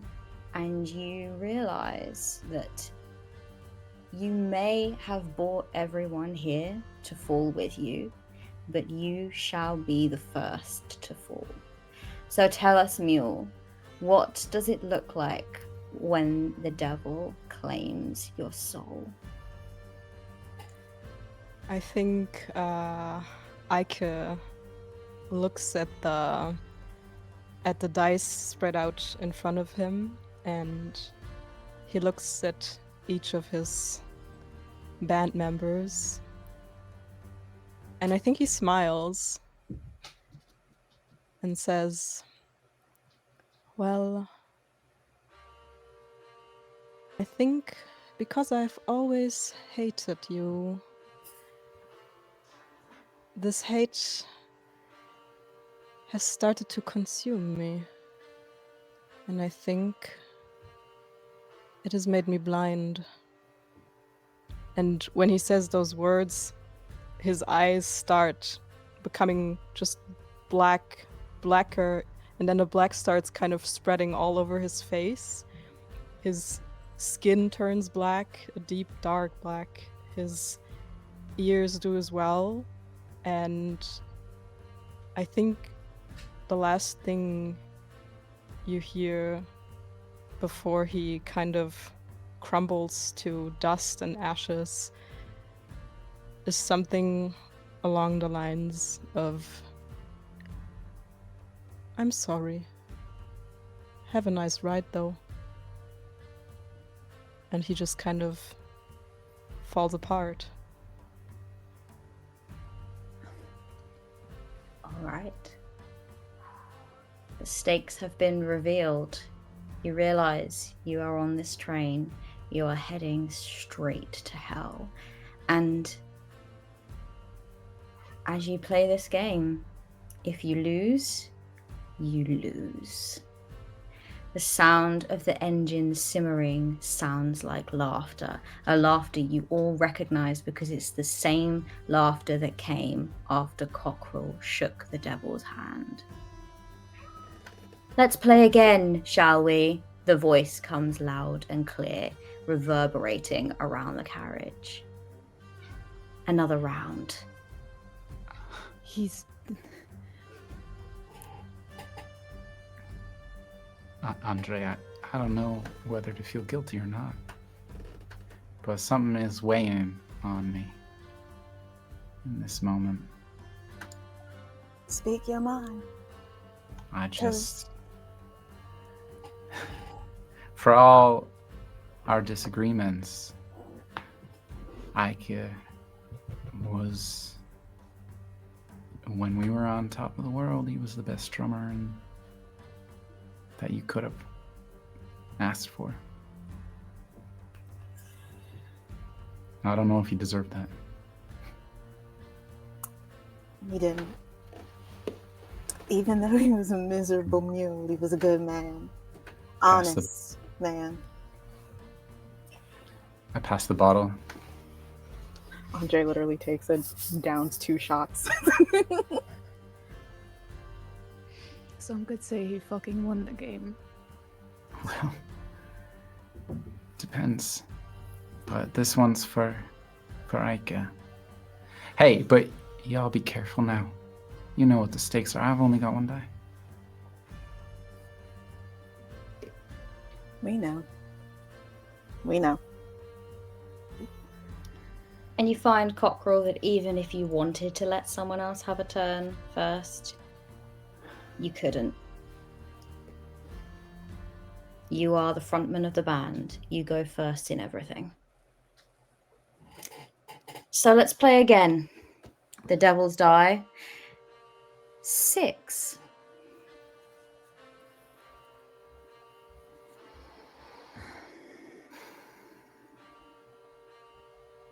I'm gonna call 2 3s.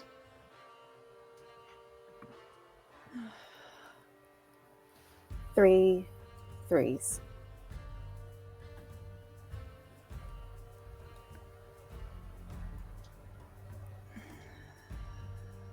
35s.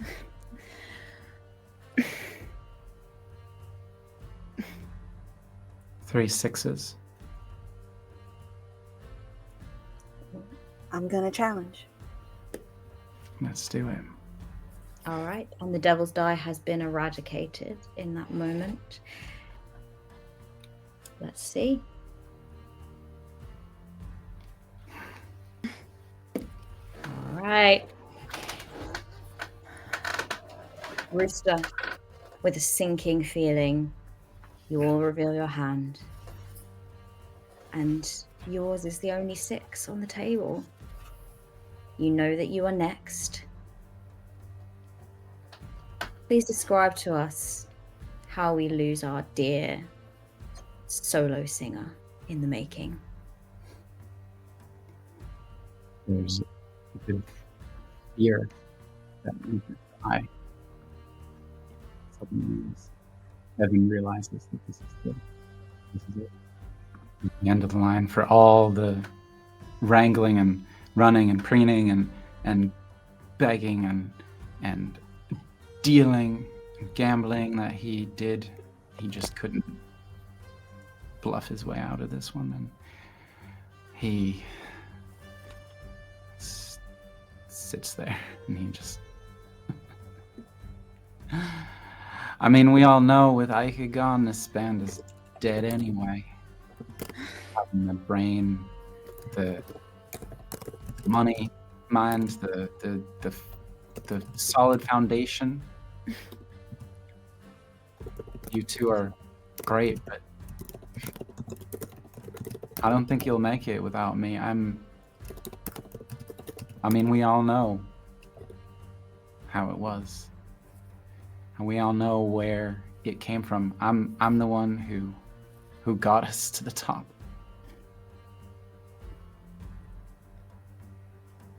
You did? I'm the one who wove all of our talents together. I'm the one who saw the potential in Alia. And as he's speaking, the feathers, you can watch them sort of glow as they burn and turn to smoke and ash as each of his feathers just slowly burns up, and it reveals under it nothing behind those beautiful feathers, that it was all a front. And as the wind coming through the window in the bars sucks the ashes out the window, as the last of him is there, he just says, "Now good luck, lovebirds." Andre just kind of feels the opposite of how she felt when Ika left. It's just pure rage, and she looks down at the feathers and she just goes, good fucking riddance. He has been a thorn of like peck and peck and peck and peck. He has lost. He brought us together. He brought us together under false pretenses. Every single move that he has ever made has always been about himself. It has never been about anybody else. It's disgusting how much I hate him, but I also admire him. And I'm happy he's dead, but I'm also just relieved. It's such a disgusting feeling. I'm sorry.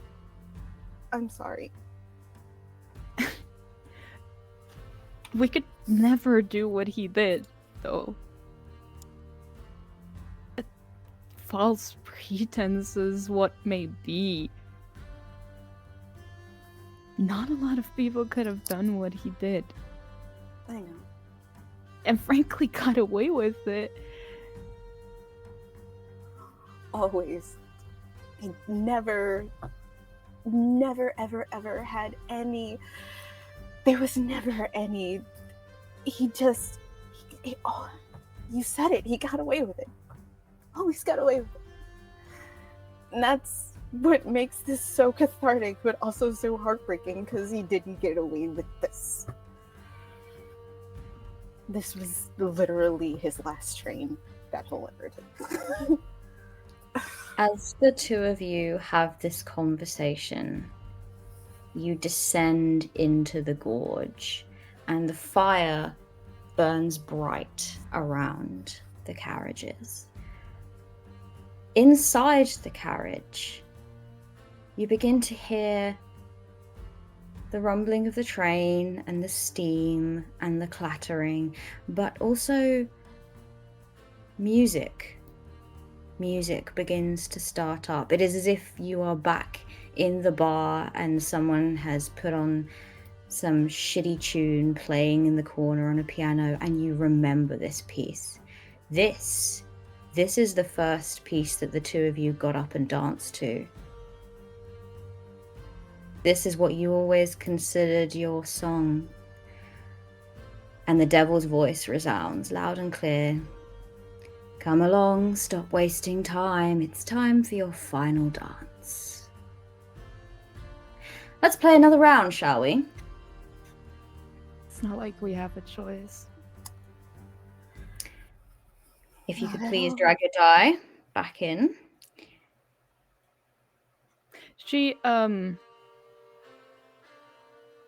Perez moves. Instead of sitting opposite how some would sit, sitting next to Andre.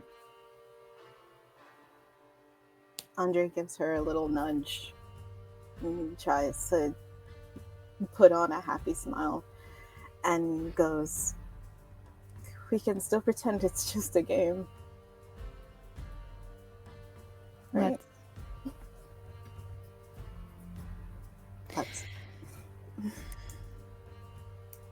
And here, who knows, maybe winner of the round gets a kiss. You're on. Mm-hmm. The devil's die shakes in the middle of the table, and that single solitary one appears. And for all of your laughter, you know that only one of the two of you can win this game.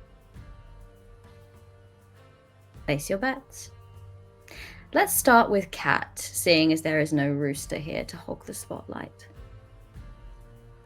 I will say 2 6s.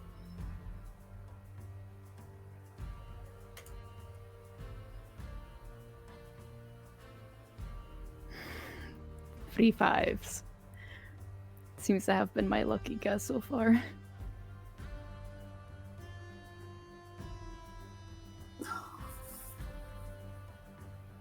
You know, we could just keep going. I know. eventually one of us won't be able to make their bet. But I'm gonna have to challenge. Sure, you Alright. want that kiss. Reveal your die. The wild dice hasn't been used yet. It hasn't, so it counts. Anyone's count, including the devil's die itself. Remind me what the bet was. 3 5s, which I easily get. 3 5s, which you do easily get. Cat, you lose a die to the hound's spoils. Perhaps now is a good time to share a memory that you have of yourself and your beloved hound. As the music is playing around us, and there is just this, even though it's the most difficult time for the both of them and for our dearly departed friends and enemies, there's still this light that I like Andre feels from Paris, and there's still this hope that she feels, but she remembers the first time that they were alone together, and Paris tried to sneakily kind of ask Andre out, and Andre didn't understand what it meant and just thought it was a friendship. But that first night they talked and talked and talked about music, about everything that came to mind, even the little things like, isn't the grass just the greenest? And it was everything that Andre could have ever asked for. And not only a partner, but it was sound for the first time in her life. And she does not want that to end, but she knows that it needs to at some point. You appreciated everything with me. Even the stupidest fucking bird on a tree. You appreciated with me. Yeah. You let me All right. chase it.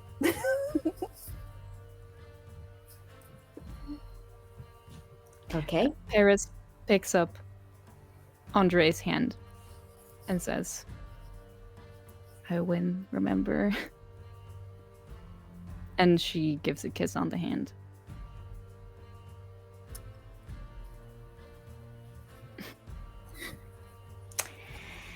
Okay. And now the table seems to rattle almost impatiently. The devil is enjoying tormenting the two of you, you can tell. But there is a sense of hunger behind that. It longs for those souls that it was promised. It longs for the game that it enjoys playing. And this is distraction. This is stalling.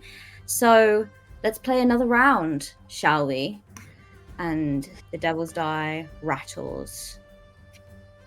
4.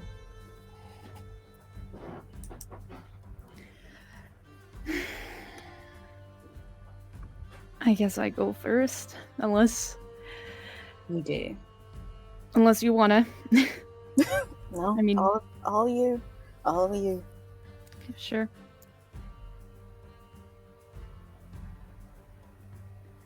I'll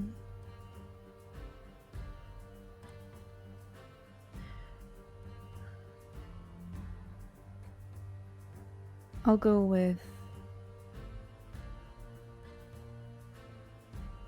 3 1s. I will go with 2 4s.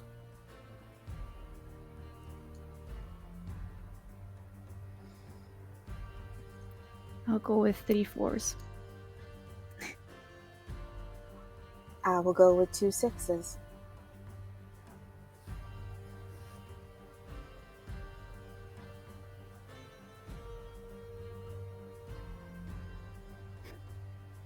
You can do it. I don't know.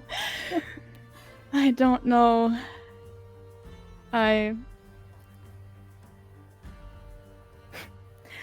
I'll go with I guess I'll go with 4 floors.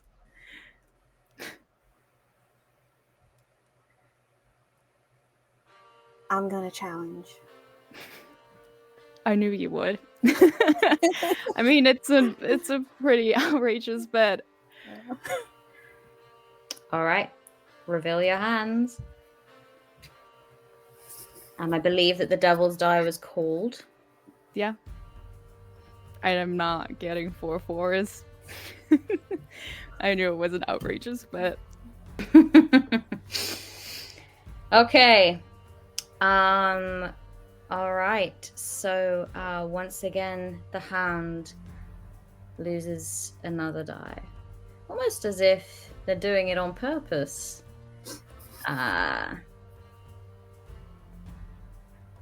Tell us.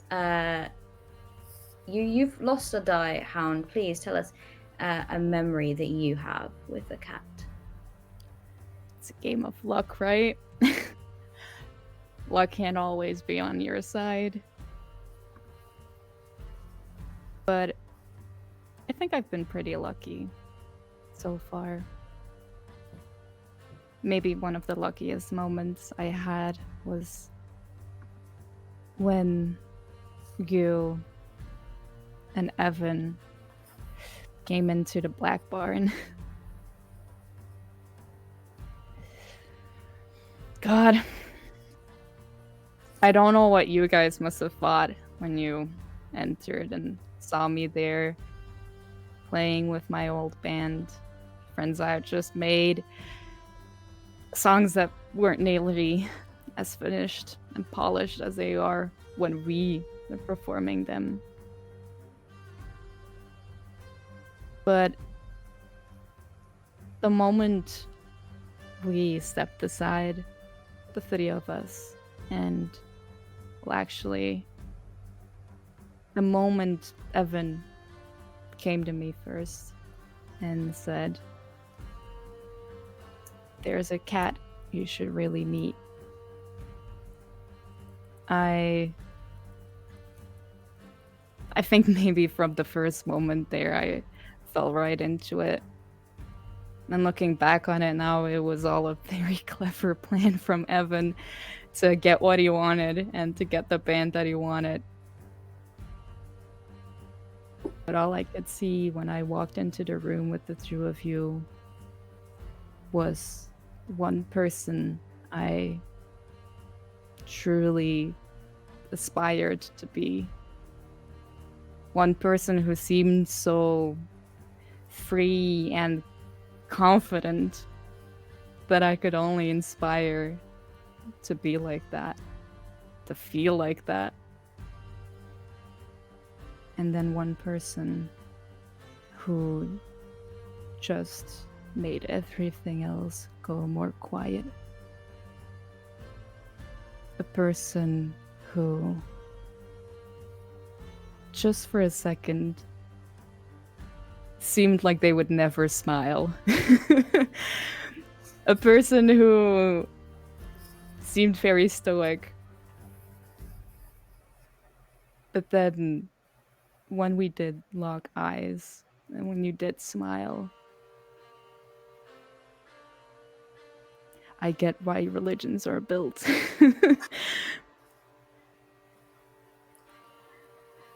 And I'm sorry for what I did. You don't. But I'd do it all again just to see that smile. You don't have to say sorry. You never have to say sorry with me, and I'm sorry. I'm sorry that I left you in the dark. I'm sorry for all that. But you never have to say sorry with me. You never do. And I will smile all you want. As long as you do it too. Well, you win the round, so... Yep. Should we play another? Thinking for herself, kind of disappointed that Andre doesn't take what they discussed as winning the round as a reward. They keep that to themselves and they just say, yeah, let's see if my luck gets any better. All right, I will roll the devil's die.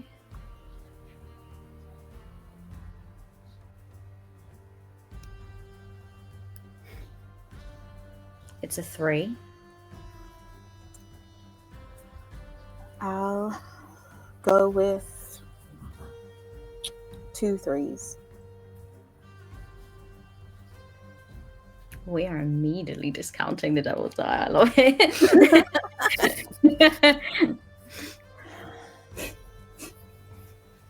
It waddles off sadly.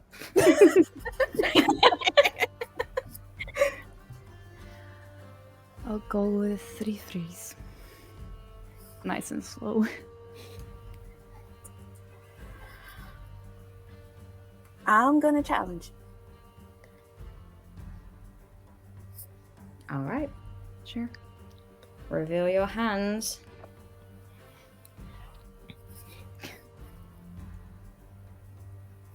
Okay. So, Hound cannot make 3 3s. I can. Devil's die. But the devil's die because you used the Became number a 3. 3. So Yeah, but it's you a 3, used right? the number 3, so you bet on the number 3, so the devil's die is then made redundant. Doesn't it just become that value? Stuck that value? That's what we've been playing on the entire time, right? Mhm. Yes, it Ah, does. I see what you mean. Stick to Yes. that My like apologies. value. I'm so sorry. I think that the time that it is in the UK is starting to catch up with me, everybody. Yes. Devil's getting tired. Yes. 3 3s. Hound, you have made your bet, and Cat, you lose another die.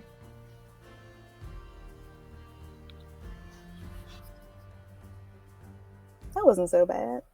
You are on your final die, however, and you get to reveal your secret in any way that you wish to reveal it.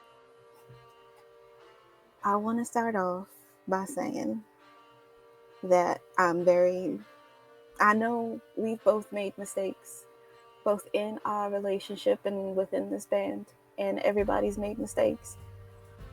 But I do have to tell you something that I don't think Ika or Evan knew. Nobody knew except for me.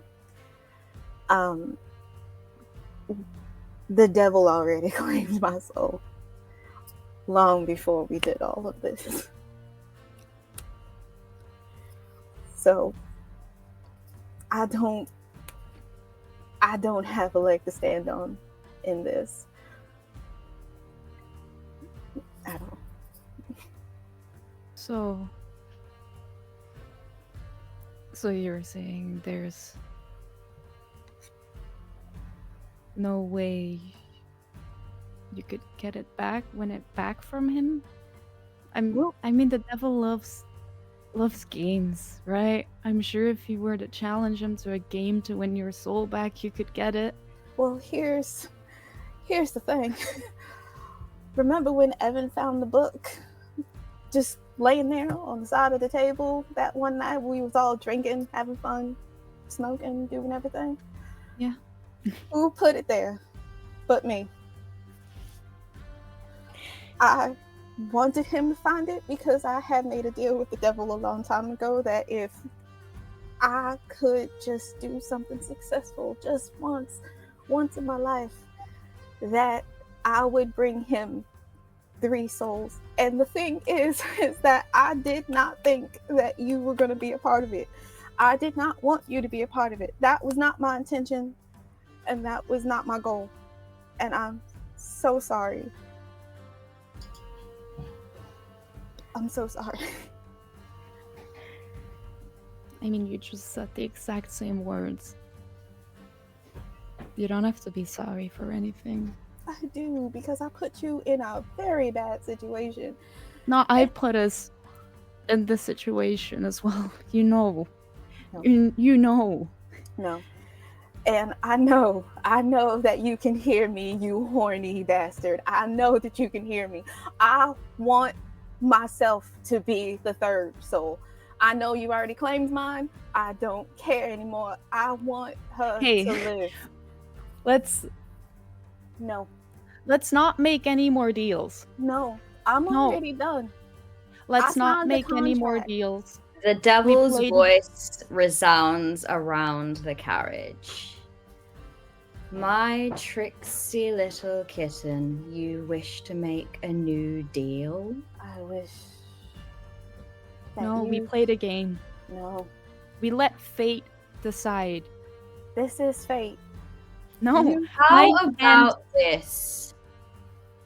You've been running from me, making deal after deal, sacrificing soul after soul, Cat, in the hopes of saving your own, and you have incurred a debt, and I wish to claim yours now.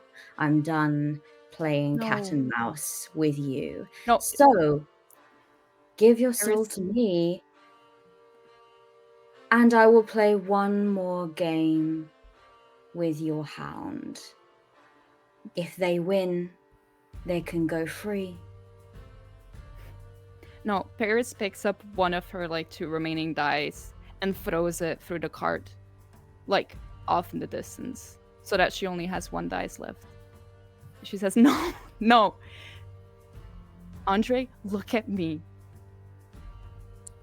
We're not gonna let that fucker ruin our hand and our own fate. We're already I know we did in the past. I don't care about the past. We're going to hell anyway. None of us are gonna come out. But at least we can just do this without breaking each other's heart, because we did that in the past. And honestly, that kind of sucked. I don't want to do that again." Are you Andre, sure? do you take the deal or not? Don't do it. I'm Please. sorry. No, I don't want do you it. to live. We're And not I gonna know be sorry you got anymore. this. I know you got this. Listen to me. Oh. I know you have this. You got this. I don't want to have this. I want us to have it. And then whoever gets it, gets it. But Cat, describe your demise for me. So, you know when a cat's like insides are just kind of like,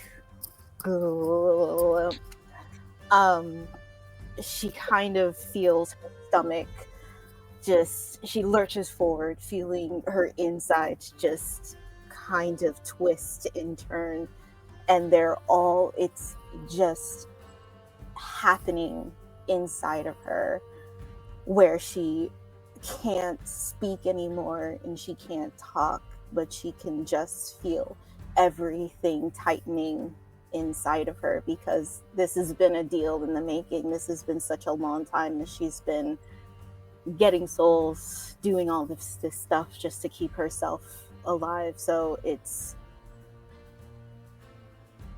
the thing that stops the last, that has everything wrap around her, is her heart, because the devil knows that was the one thing that was going to stop last for her. So she just feels everything tighten, her heart just stops beating, and she just falls to the floor.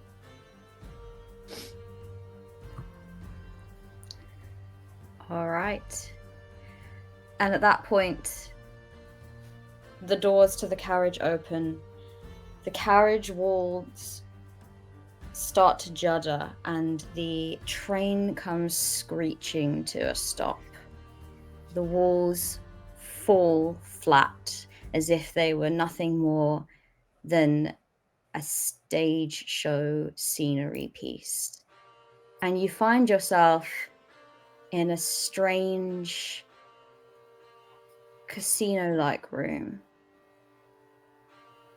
Your friends are gone, and the devil steps out in front of you. I made a deal. I don't go back on my deals. So, we will play one more game. And if you win, you get what you wanted at the start of this journey. You get your wish that everyone, well, not everyone, but you at least, get to go free. You get to go back. And she flicks her hand and a door behind her opens, and you see the black barn standing tall, standing straight, not burnt to a crisp at all. And your brother is outside. He's rolling a barrel inside. You get to go back to your life. But if I win, well, then maybe you get another wish of yours, and you'll join your cat after all. If I win, I get to decide what I get. That's Not bringing clear, everyone Emily. back. One life gets to go back. I get to decide who. Let's play the game. You have to win first. And she clicks her fingers, and dangling down from puppet strings come your 3 bandmates. They walk forward towards you. I want each of you to describe what you look like and how you approach the table. And then I will describe the slightly different rules, but you will each have 1 dice to roll with. That is the divvied up spoils. And I believe you had 5 in your spoils, Hound. 5 dice, does that sound correct? Wait, so I only have 3 dice in my spoils? But then your 2 dice in your... But then Cat had, or do the other spoils not count? Is it just mine? No. So it's only the spoils that you have amassed. So yes, because you have 3 in your spoils, everyone else gets 1 dice each. Yeah. And you get to roll. You get to roll with a full 3 dice again. That's your reward, as it were.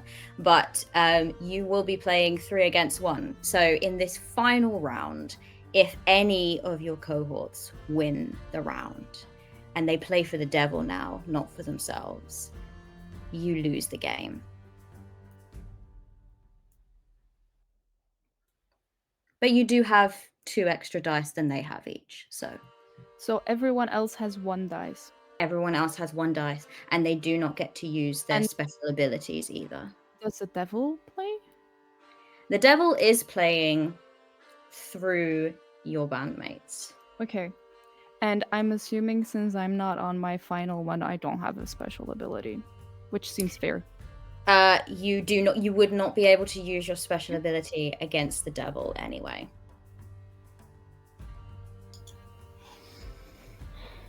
Okay. And this time as well, so I'll read out the new rules. So you each roll, each devil's cohort, as it were, rolls separately, but you are kind of teaming up against the survivor at this point.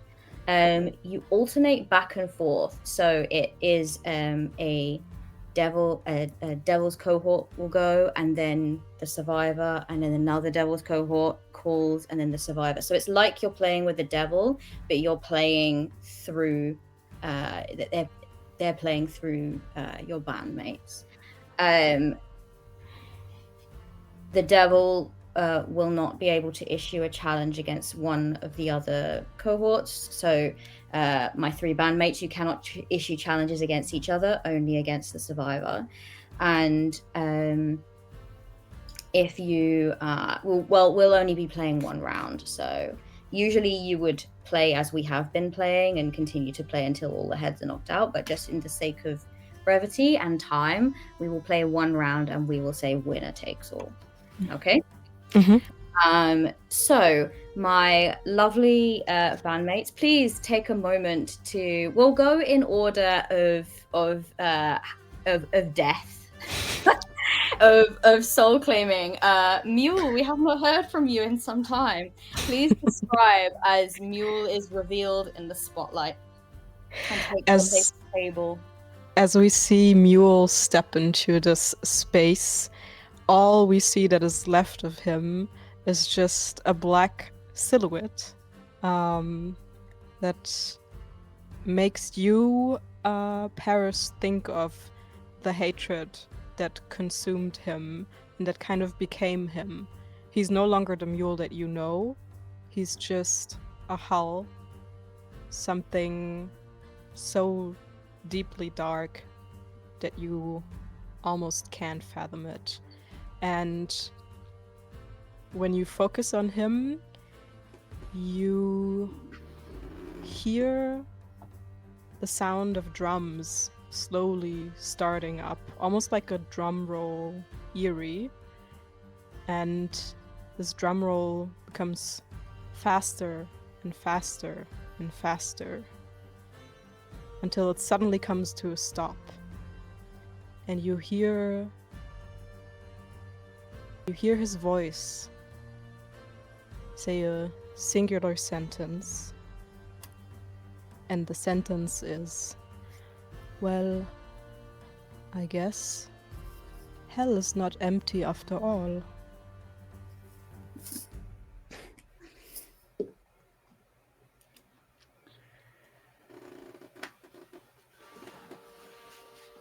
The cockerel comes down on the puppet strings, looking the height of beauty.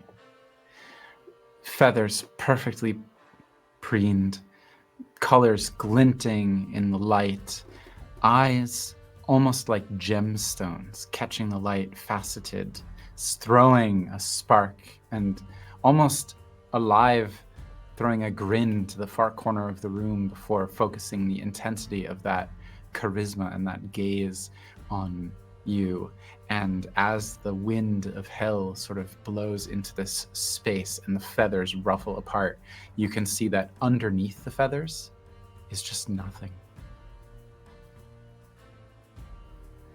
And finally, our cat. The cat comes out and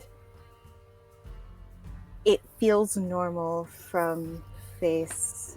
There's more soot on her than expected, but the part that is the focus of her is her chest, because now her ribs are out of her chest, and in the middle of her chest is a beating heart.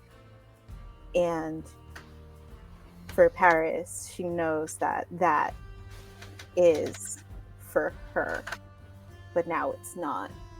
And now the beating heart is only for the devil. They take their seats and we will play our game. We will start with, seeing as the mule was gone first, we will start with a mule. The devil's die has been removed from play. Okay. So.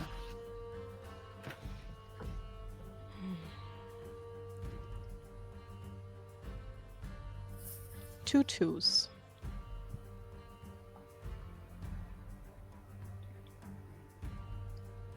Oh, right, it's alternating. I was waiting for the... Yes, I apologize. Yes, it is now. No worries.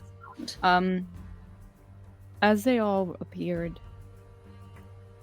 Paris was looking with a little bit of, like, mixed emotions. It would have been dislike, but it's kind of grown into I dislike this person, but damn, they really did just do what they wanted to do and stuck with it and just fully accepted it.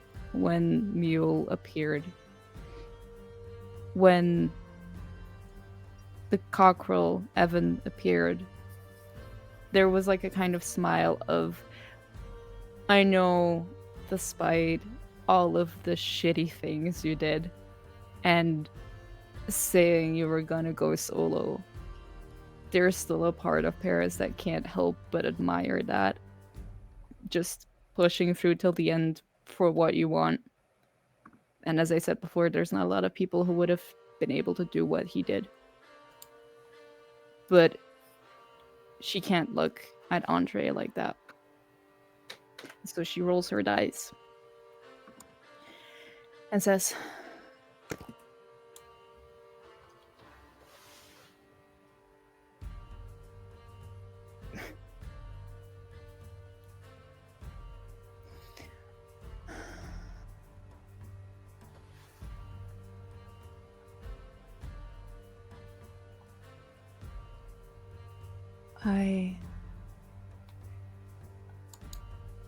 It's a game of luck, right? I haven't challenged anyone in the entire game. It's not my thing to do, I guess. But I'm not gonna track this out.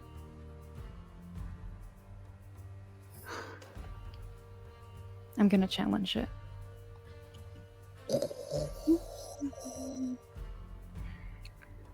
All right. Remind me what was. Remind me what was played.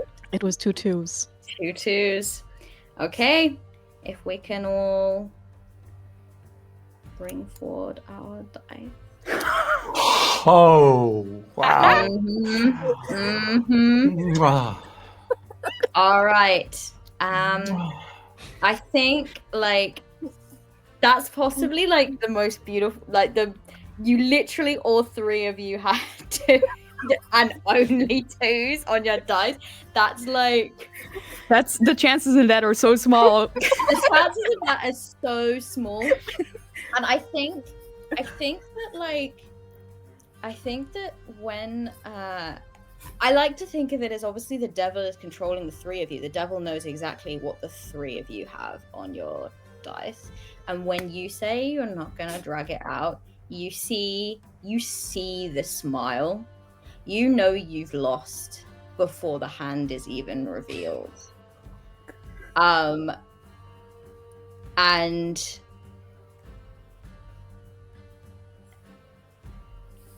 I think in just that moment, because the devil loves to torment, they allow the cat's heart to beat for Hound for just another beat, just so they can feel that disappointment. And you see it. You see that pass over Cat's face before the devil gets up and says, well, this has been an entertaining night, but I think it's time to bring it to a close, don't you? Tell me, Hound, describe your demise for me. I don't think I will. Because, let's be fair here. From the moment we knew we were going to hell, and from the moment I was sitting down here, the moment you decided to make it even nastier and make a deal with Andre, did you honestly think I wanted to leave? Or did you honestly think that I wanted to give up the sacrifice that Andre made?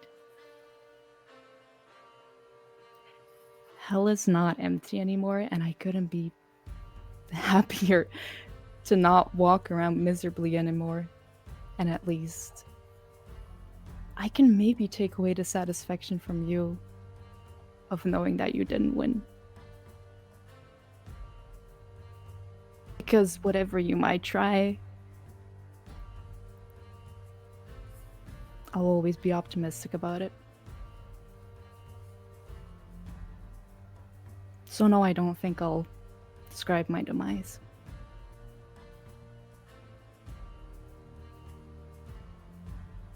As you wish. And the devil clicks their fingers and the lights go down. And they raise again. We are back at the Black Barn. The crumbling shell of burnt cinders and ash, what's left. And we zoom out on an image of the hound's brother, desperately raking through the wreckage, calling out the names of each and every one of you, but they believe you still to be inside. I know they're in there somewhere. I'll find them. And behind them, someone taps them on the shoulder. I could help you look. For a price. And we'll end our game there, everyone. Cool. Thank you, all of you who joined and watched. And I really hope you had a really good time with this. I hope you enjoyed the story. Yeah, I hope our lovely players, we had such great players today. I'm so happy that all of you could be here to play this with me. I really want to just go around let's take a moment. While I let my players recover for a moment, I will briefly talk about myself. I am Kat.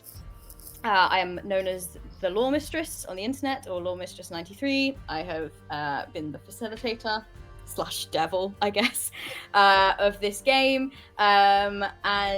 This game is called Last Train to Bremen. It is created by Caro Surgeon. It is normally a 4-player game, so there is not normally a facilitator role. Normally, the players kind of pass around the role, and they kind of come up with everything themselves, and it is like a GM-less game by design. But I plonked myself in this role so A, I could choose 4 awesome cast members instead of 3, and B, so that I could kind of make sure that you know how actual players are. I just wanted to make sure that we, as much as possible, stuck to time, which we mostly have. I've had a blast playing with these guys, and I hope that they have too. And I'm gonna go round now. We're gonna go in opposite order, because I think that we went from Cash to Jacob last time. So we will go Jacob back to Cash this time. And I will get them to introduce themselves. If you have anything to plug, now's the time to do it. Tell everyone about your social medias and your... I'm still calling it Twitter. I refuse to call it X. Instagram, anything Sensible. like that. Talk about and how you're feeling as well. But yes, let's go from Jacob. Go for it. Hi, everyone. I'm Jacob Wolflefton. I'm an actor from the US living in Berlin. I'm Water Mosaic on all my social media. I am also a member of an actual play group called Tales Held Dear, which you can find at Tales Held Dear. And we have some stream stuff that we've done on YouTube. And we also have a live show in Berlin, and it's like a live improv comedy stage show, fantasy themed, with a giant foam D20. And we have our next show, I think it's on the 25th of September, and then we have another one on the 6th of October at the Comedy Cafe Berlin. and it's a great time. And then also you should follow me because I have a secret witchy podcast project that I've been working on. It'll be a serialized podcast, 20 to 30 episodes, shorter, under an hour each, deeply sound designed, and I'm working on that at the moment, and that will, I hope, start coming out in late autumn or early winter. Hell Witchy, you say. Witchy, you say. Very witchy. Yes. I like witchy. So that's me. And then how I'm feeling, I think that our 4 bandmates are, like, honestly, I could imagine that they are, their punishment in hell is to play forevermore with each other, even though they hate each other so much. For the They devil's just find amusement. themselves starting the story again, and it's just constant. Yeah, that's actually a pretty fitting ending for them, to be fair. All right, let's then move on to Insha. I was Insha. I get okay. So socials. I'm not on them all the time, but you can still talk to me, please. But I am at Instagram with 2 eyes on in Instagram. That's so fucking funny. I'm so sorry. I Holy know. shit. That was my pat on the back for years. I on Twitter I'm Night of the Fits, and on Letterboxd I'm Night of the Living Fits, and yeah, I'm a author. I'm also a program director at Storytelling Collective. Come check us out if you play. We have a bunch of cool programs if you'd like to write TTRPGs or want to get into the actual play space or anything like that. And yeah, also, if you see a copy of Sightseeing with Aliens out in the world that has my name on it, please tell me about it because it's really cool to see. Yes, we'll absolutely do that. Thank you so much, Insha. So many cool projects. All right, let's go for Syrinx next. Hiya. I'm Syrinx. It's been a pleasure to be playing Paris in this one shot. You can find me as Syrinx on Twitter and Instagram as such. I'm mostly a TTRPG performer, do a little bit of cosplay and LARP and voiceovers, all between that, but mainly TTRPG stuff. And you'll be able to find some very nice, very spooky stuff coming up around October, I think, on the channel I'm on a lot, which is The Wandering Inn. So we'll be doing a small, very spooky, very fun campaign there. So go ahead and check it out if you feel like having some spooky stuff. And I wasn't wrong about my intuitions of this game. It slapped so hard. I loved the system of the dice rolls. I loved the table. I loved playing with Kat for the first time as well. It was a wild ride, and I always say the best TTRPG experience for me is when I cry, and I did cry. So it's like a 10 on 10 for me. So there you go. Yeah. Oh. And yeah, I you know what? I was like, I'm supposed to be the devil. I'm supposed to be enjoying this, but I am tearing up, and it's not cool. So I guess that leaves us with our lovely Cash. Hello, Cash. Hello again. I'm Cash. I'm still Cash. I have been Cash. And I have also been playing our miserable mule, Eike, this beautiful session of Last Train to Bremen. If you want to look me up on the social medias, you can look really hard and maybe you'll find me under alias Casilia, which is hard to spell. I will not spell it out, but if you manage, you can find me. I'm also part of a German actual play group, which is called Platonic Pals, and also a second one, which is called Würfelbande. Also not going to spell that out for you because that's a very German word. And I want to give a very big shout out and thanks to Kat for facilitating this game, because this was one of the singular best experiences I've ever had playing a TTRPG. And I don't know if I can ever play again, because it was so good that no one else can live up to it. I don't know what to do now. Right. Let's get Kat to do the 2 thumbs up. Gotta do. Yep. Hey! You are not allowed to say things like that to me live on stream. That is not cool. You did the damn thing, though. You did the damn thing. This is phenomenal. Oh, thanks, guys. Thank you, Cash. Wow. Okay. I guess I gotta end this stream now. The best level we ever had, baby. Cool. Thank you so much for joining us. Thank you so much for enjoying this game with us. The moment it came out, I was like, I'm gonna play it one day, and I'm gonna play it on my stream, and I'm gonna get some really cool people to play it with me, and I managed to achieve all of those things. It's very sweet of you to thank me for facilitating, but I really just sat here and watched you for most of it. Like that's basically what I did.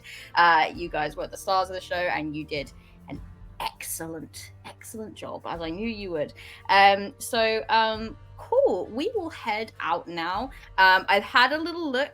There will be no raid target for today, unfortunately. I did try and find one, but I could not find. Unless anyone has one that they want me to raid, I will happily take suggestions. But otherwise, we will just be cutting off the stream here. So thank you for joining. When am I next streaming? Why, it might be this Sunday for Thorosian Odyssey. And I will be playing with a number of my players. We will be playing 5e, set in Mythic Odysseys of Theros, kind of built setting. But one of my players is the person actually producing this stream. Everyone give Jen a round of applause, because producers need more love on stream, and Jen has been doing a wonderful job looking after all of us. We had some tech gremlins. Okay, I'm gonna just stay. I had some tech gremlins at the beginning of this, and we almost didn't make it, but thanks to Jen, we did. So thank you, Jen, and I will see you all on Sunday for Thorosian Odyssey, and we will say our goodbyes now. So one more thumbs up for the road. Is it going to work, or is it going to make me look like a fool? There we go. Cool. Cheerio, everyone. Bye.